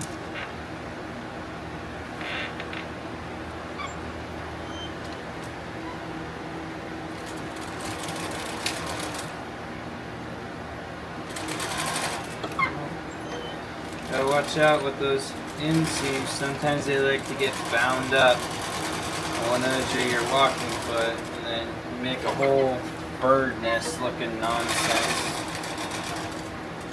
Just gotta be cognizant of that. Clean all this extra stringy nonsense off of here, because no one likes that. Alright. Now, our piece is going to be a little longer now. I'll go ahead and edit those 2 pieces quick. We're going to go ahead now, all that's done, everything's cut properly. We're going to go ahead, first thing we're going to do before we put on the MOLLE is we're going to stitch on the Velcro, because we got to go all around in a big square, rectangle, whatever you want to call it, and do a box stitch. And we don't want to do that while the MOLLE's on, because then that'll That'll make our MOLLE non-workable. Because we just made all those stitches on the MOLLE useless. And across.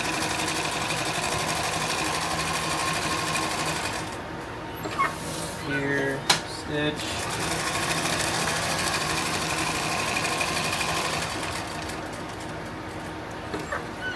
Stitch.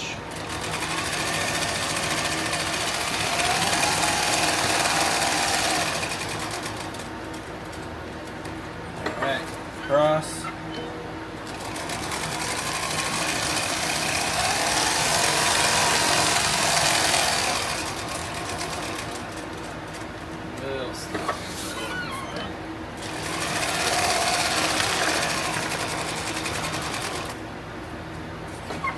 Cross.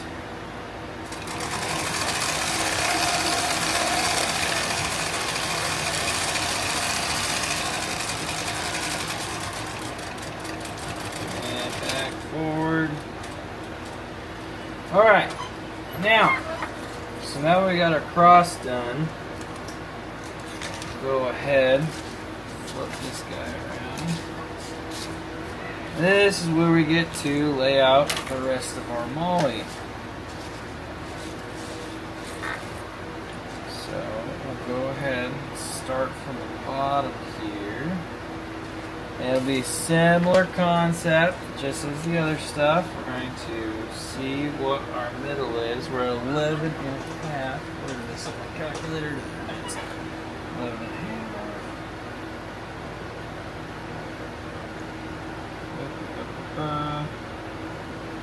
That's my timer, not my calculator. There we go. 11.5 divided by 2, 5.75, so 5 3/4 is our middle. Boom, that makes sense. 5 3/4, 5 3/4.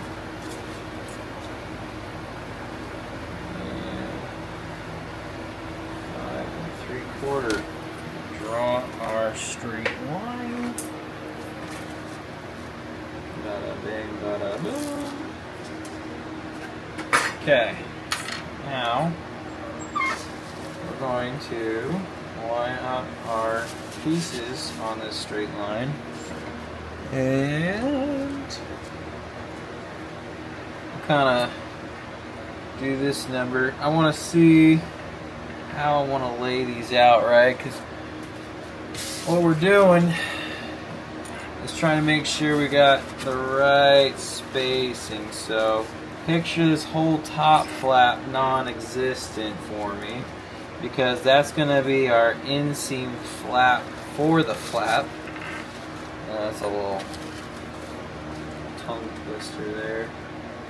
So go ahead and flip these in so it helps us visualize this better. But this is going to sit like so on here. We're going to drop that guy over. We want it to have about the same spacing as the other MOLLE does. And I messed up a few of these. Again, that's what I was talking about. Is I really am not a fan of doing the traditional MOLLE. I always seem to struggle with it in some way. It's just frustrating. But like I said, if you got one of those pattern things, you know, more power to you. It's easier with one of those pattern pieces, but I don't have one of those, so I'm doing it purely by eyeball. Just make sure you're at least doing 1 1/4 inch for this MOLLE. I misspoke earlier.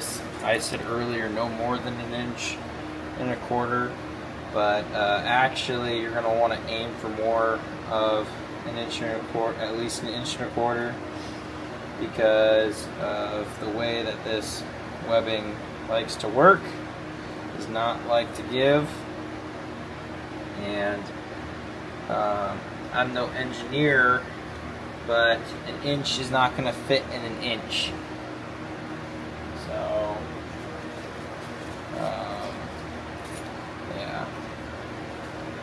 So we're gonna go ahead, we're gonna take these measurements that we got now, right?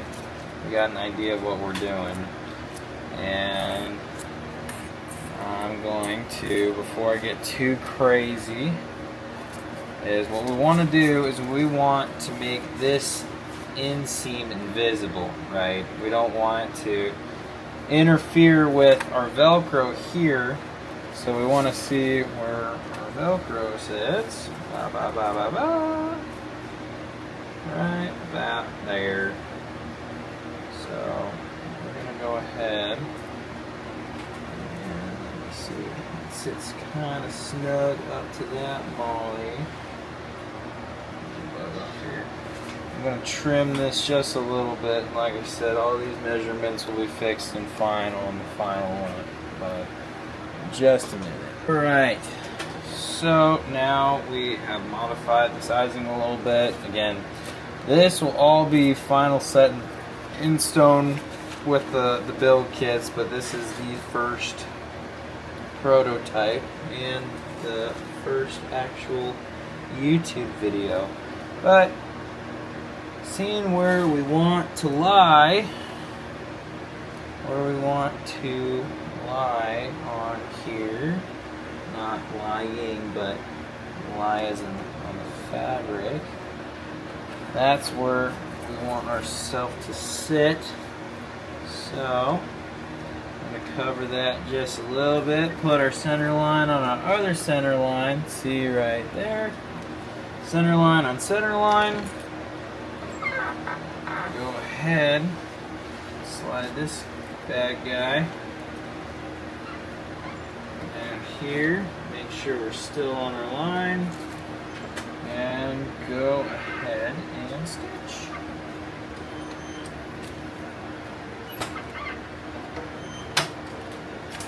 Forward, backward, forward.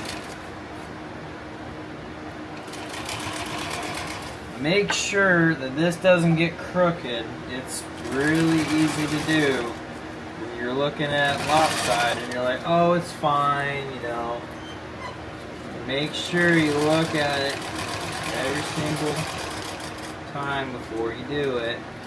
Otherwise you're going to kick yourself in the foot later, or in the butt later, and be like, gosh darn it, you know. Gotta de-stitch everything I just re-stitched, and I think I can see right now one side might be a little taller than the other, but it's whatever. It'll be fine. All this is trial and error.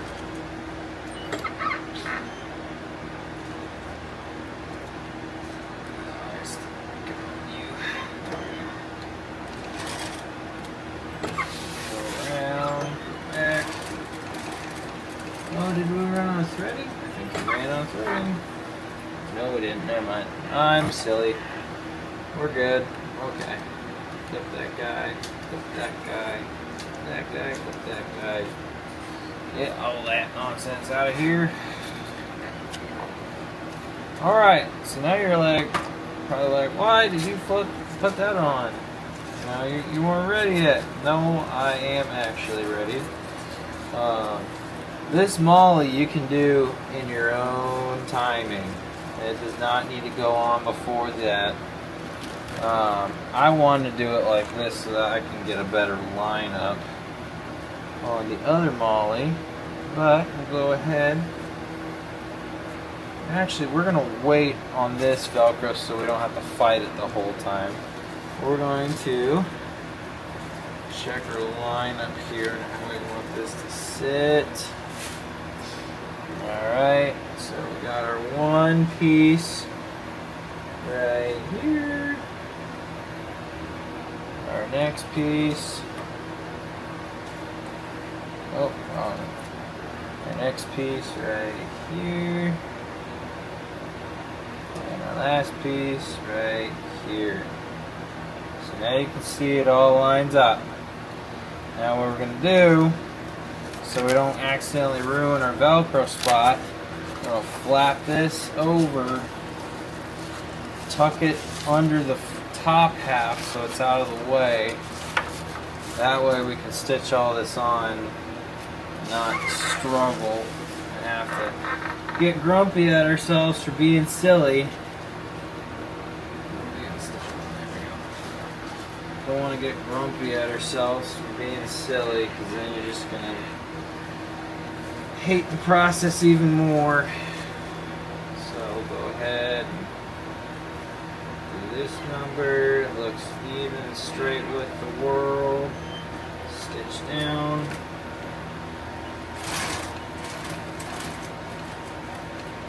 Okay, next one.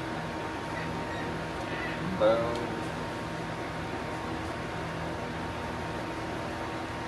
Line it up with our lines. Make sure we got equal spacing. And down. Up, up, up, up. Next one, same thing. Line it up with our lines. Make sure we're still sticking on the same line here. Go across. Now,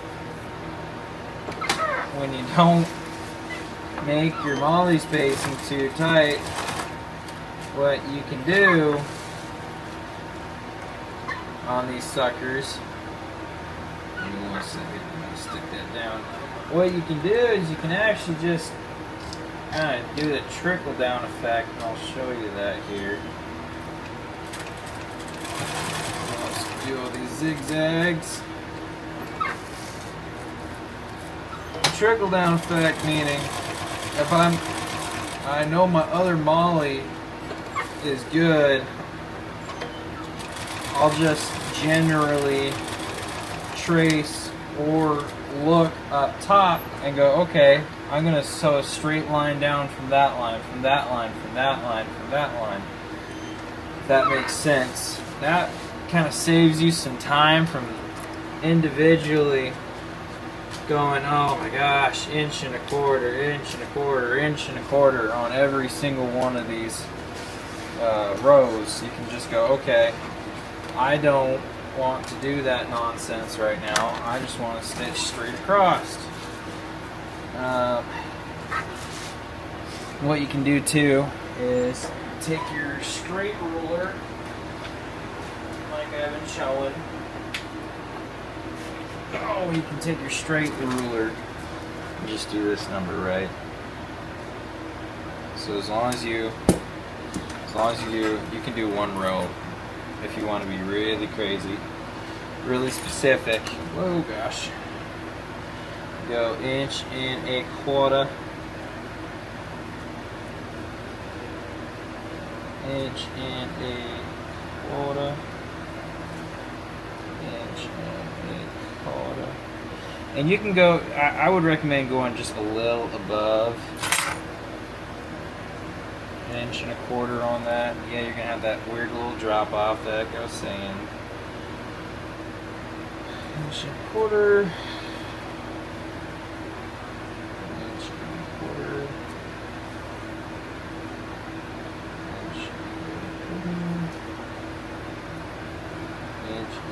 1/4 inch. Okay. So, what I was showing, now what we can do is we line up with the bottom line, line up with these other lines, do same thing. Just kind of draw a line against all these. That way, your MOLLE also is lined up if you're trying to make like a backpack piece or whatever to put on the back. Say you want to do a breacher's kit or whatever, you can do that. You don't have to go, gosh darn it, none of my MOLLE's lined up. I'm just gonna lose my cool for a minute, get all flustered about it. No. You can just line it all up like this. But make sure, with how silly this stupid old style MOLLE is, that you don't stitch in too tight like you did here and kick yourself in the butt later because it doesn't want to line up. You sit there all flustered with the world. So, alright, I'll go ahead and stitch all these up and turn the camera back on once all that's complete. You've already seen this before, it's nothing new. Okay, so after all that process, everything is zigzag straight stitch. I just brought this back on real quick to show you this part. What we're gonna go ahead and do, since this isn't gonna stay with this side, we're gonna take this flap over and we're gonna straight stitch it right on the edge. So we'll do this number actually. Flip this over, flap over. Similar concept to stitching the MOLLE like we have been, but this kind of gives an extra layer of protection, so to speak.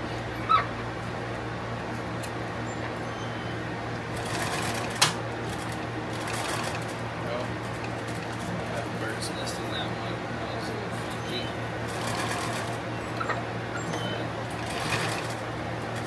Crossed.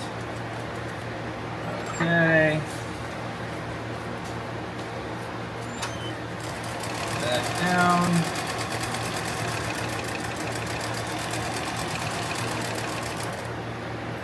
And back up. I'll just do a straight stitch across the edge here. Boom. Alright. Go ahead. Cut that guy off.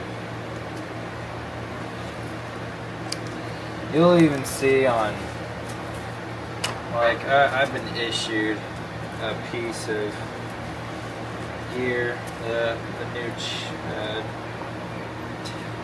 tap system, the whatever you want to call it, load bearing system, whatever you put all your mags on. I call it the taps, but even on my tap system, they have screwed up the MOLLE on half of it, which is frustrating, but I mean, again, like I said, it's so easy to do. You can't really hate on the person for it, especially in their scenario where they're just mass producing. It goes through so many people's hands, but it's just easy to do. That's why I stress so much about it, that you just be careful, take it slow, you don't have to rush through it, like kind of what I'm doing. But yeah, so now that flap is officially complete, all done, ready to go, ready to see some action. So now what we got left on here, on this half for the most part, is we got to stitch on this Velcro. So while watching our bottom inseam line, we're going to over flap our flap a little bit and stick this under here.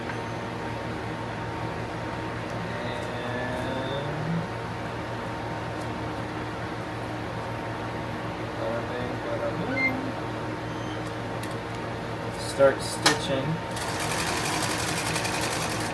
our actual soft Velcro on. Do the same thing we've been doing.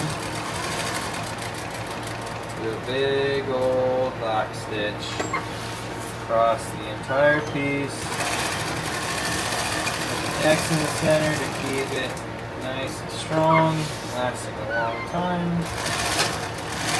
And that way, now we can cover up that nasty inseam flap. Make it nice and pretty.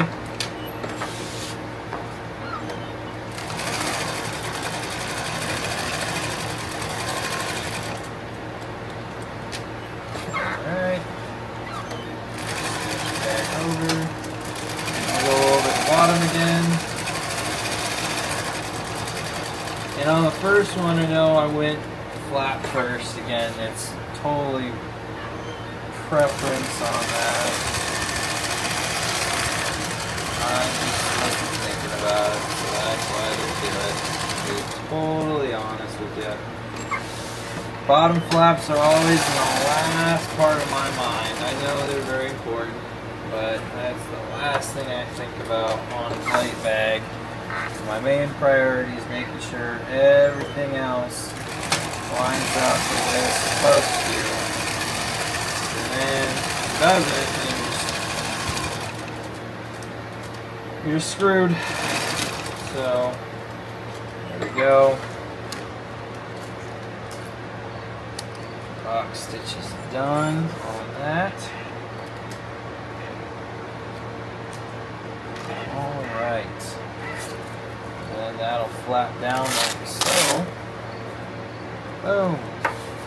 Don't worry, all this will go, all this chalk will go away here. Just a little bit. But now we're getting to the point where we can go ahead and stitch on our other side. But first off, what I'm going to do what I was just talking about. Go ahead and stitch all these ends together. You saw that earlier, so I'll just cut to the end here.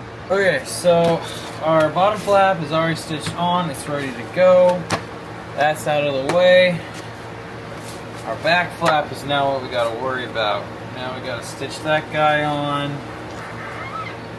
Stitch this on, and you're already tracking how to do that, so I'll skip that too. Alright, so we got our inner flap stitched. Oh, we got our outer half stitched up. Now, the trick is to make sure that this flap doesn't get in the way while we're stitching. So what we're going to do is take this guy like so, take our big honking clip, pin it down so it's totally out of the way, but we still have our edges exposed. Like we did before, flap over flap. Oh, same scenario with this guy too. Make sure you clip him out of the way because he will get right in the way, and then you're just gonna get frustrated because you clipped it, you stitched it in with everything else. Tuck that guy in there into the MOLLE, like so. Tuck it into the MOLLE, get it out of the way, tape it, whatever you got to do to keep it out of the way.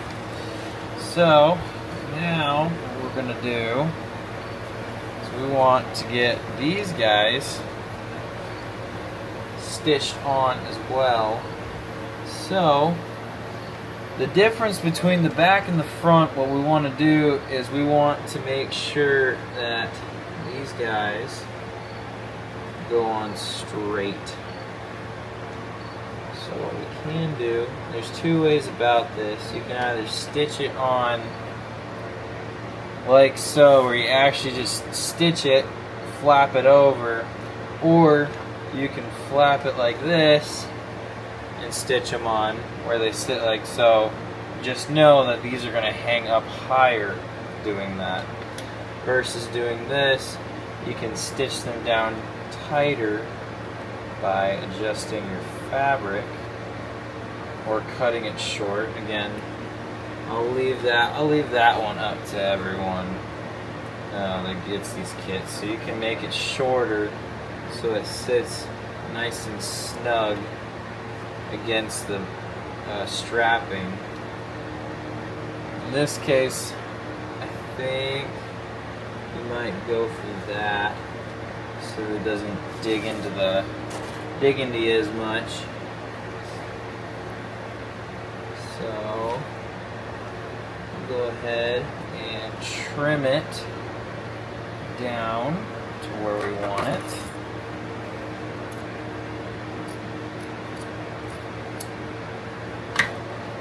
Quick little burn.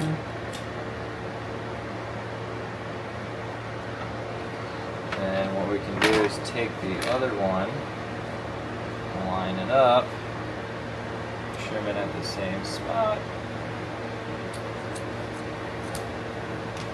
burn it as well, reseal that edge. Now, make sure you stick them back on before you stitch it, or you're going to be kicking yourself in the butt a bunch for that. Make sure I'm sticking it on.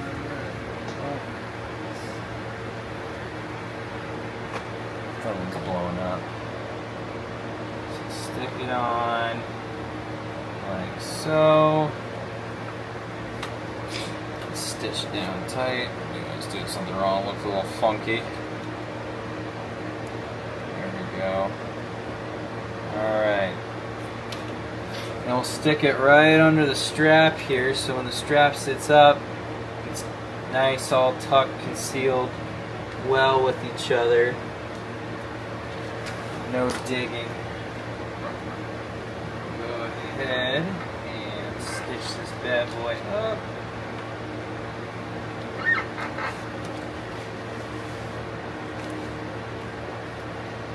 Since we have it so short right now, we could have done earlier, stuck it under this webbing.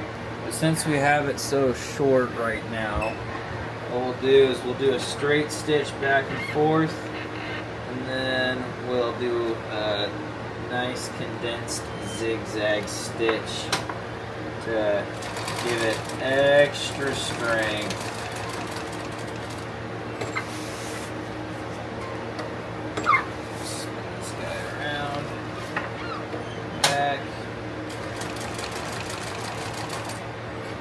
Alright, I'll just go do the other side real quick to keep the ball rolling. Clip this real quick. Alright. Excuse me. Make sure these are overlapped. You're going to stitch them. Flap it down, make sure your thread's not going to unthread itself. Stick it in the fabric, forward, backward, forward. Go spin it around, stitch it back the way you came. Alright, then we'll go ahead and do our zigzag stitch on those. Lift this up, pop this,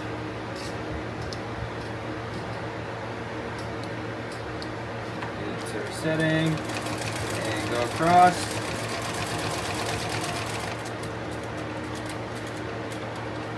Alright, same thing on this side.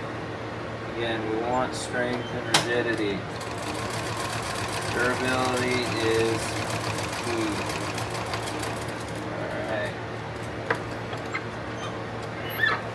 So, there we go. It's nice, well stitched on. Cleared all this out of the way, because we don't like loose, messy strings.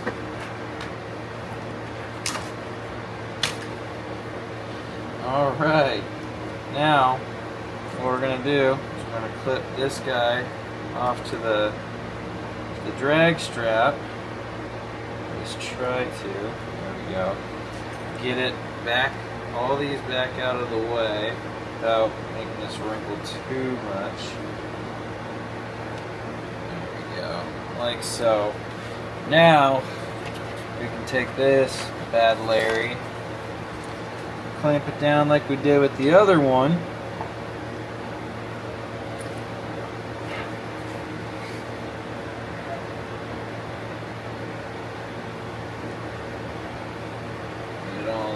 Edges. Make sure just go slow and steady with this one, because since there's so many bows, bends, and curves, this is where a lot of things like to mess up. The front plate is usually easier to do than the back plate. So just take it slow and steady and make sure your stitches are good and you don't stitch something you don't want to. So we'll go back to normal, zigzag. Alright, we'll thread down, pop it, forward, backward, forward. Alright. empties down. Make sure too when you're going across this, you're now making sure that you're going over those mollies. You're finishing those edges, because right there you're watching out for that, making sure you go right over it. Yep, here we go. And hit my pivot point. Oh, two more. Alright, hit my pivot point. And I come straight down, ensuring I don't stitch my flap permanently closed. And like I said earlier, you have these little bubbles. Don't worry, it's fine. You got a little extra room in your plate bag. You just want to make sure when you get down to the bottom that you don't have that extra bubble of plate, because then it messes things up. You got, and your inseam is coming out. You don't want that. Let's stick those over, come back around. Just re-verifying, giving extra strain, making sure that all of your stitches are going where they should be. Covering all those tips of those MOLLE, of the MOLLE up. Okay.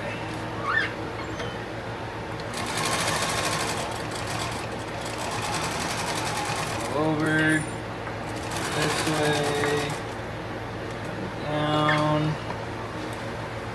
That's our pivot point. There's our guide. Make sure we hit all the edges.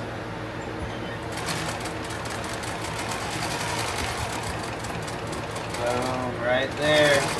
Alright, next guy. Make sure we hit it. Okay. Pivot point. Come straight down.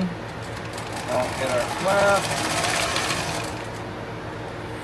Make sure you get all that out. We can just do that neat little trick. Don't worry about the flap at all. Might have stitched in a little too tight there, but that'll just mean our flap's a little longer or sticks out a little bit. Depending on how you put it back on. It'll be fine regardless. Again, this doesn't have to be perfect. This is your first carrier.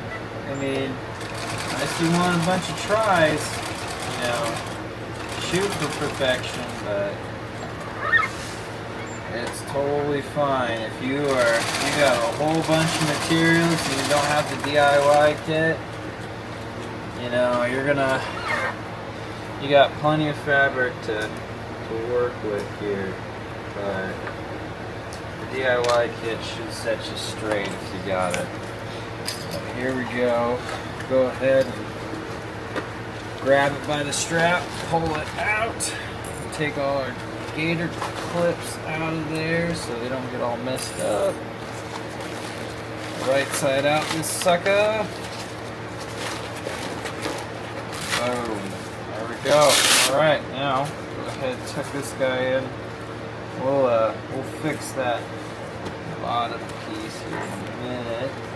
Make sure that gets fully unwound. Slap that guy down. Stick our fingers up in here to straighten this all out. So, what also helps too to get your plate carrier fully sorted, your plate bag fully sorted, just stick your actual plate in there and shove it all the way to the top and have the edges meet. Naggle it. You know, some people got ceramics. I got a steel in here right now, which is just fine. Everyone's got their preferences. I am not here to judge what plate you carry. I am here to judge what plate bag you use to carry.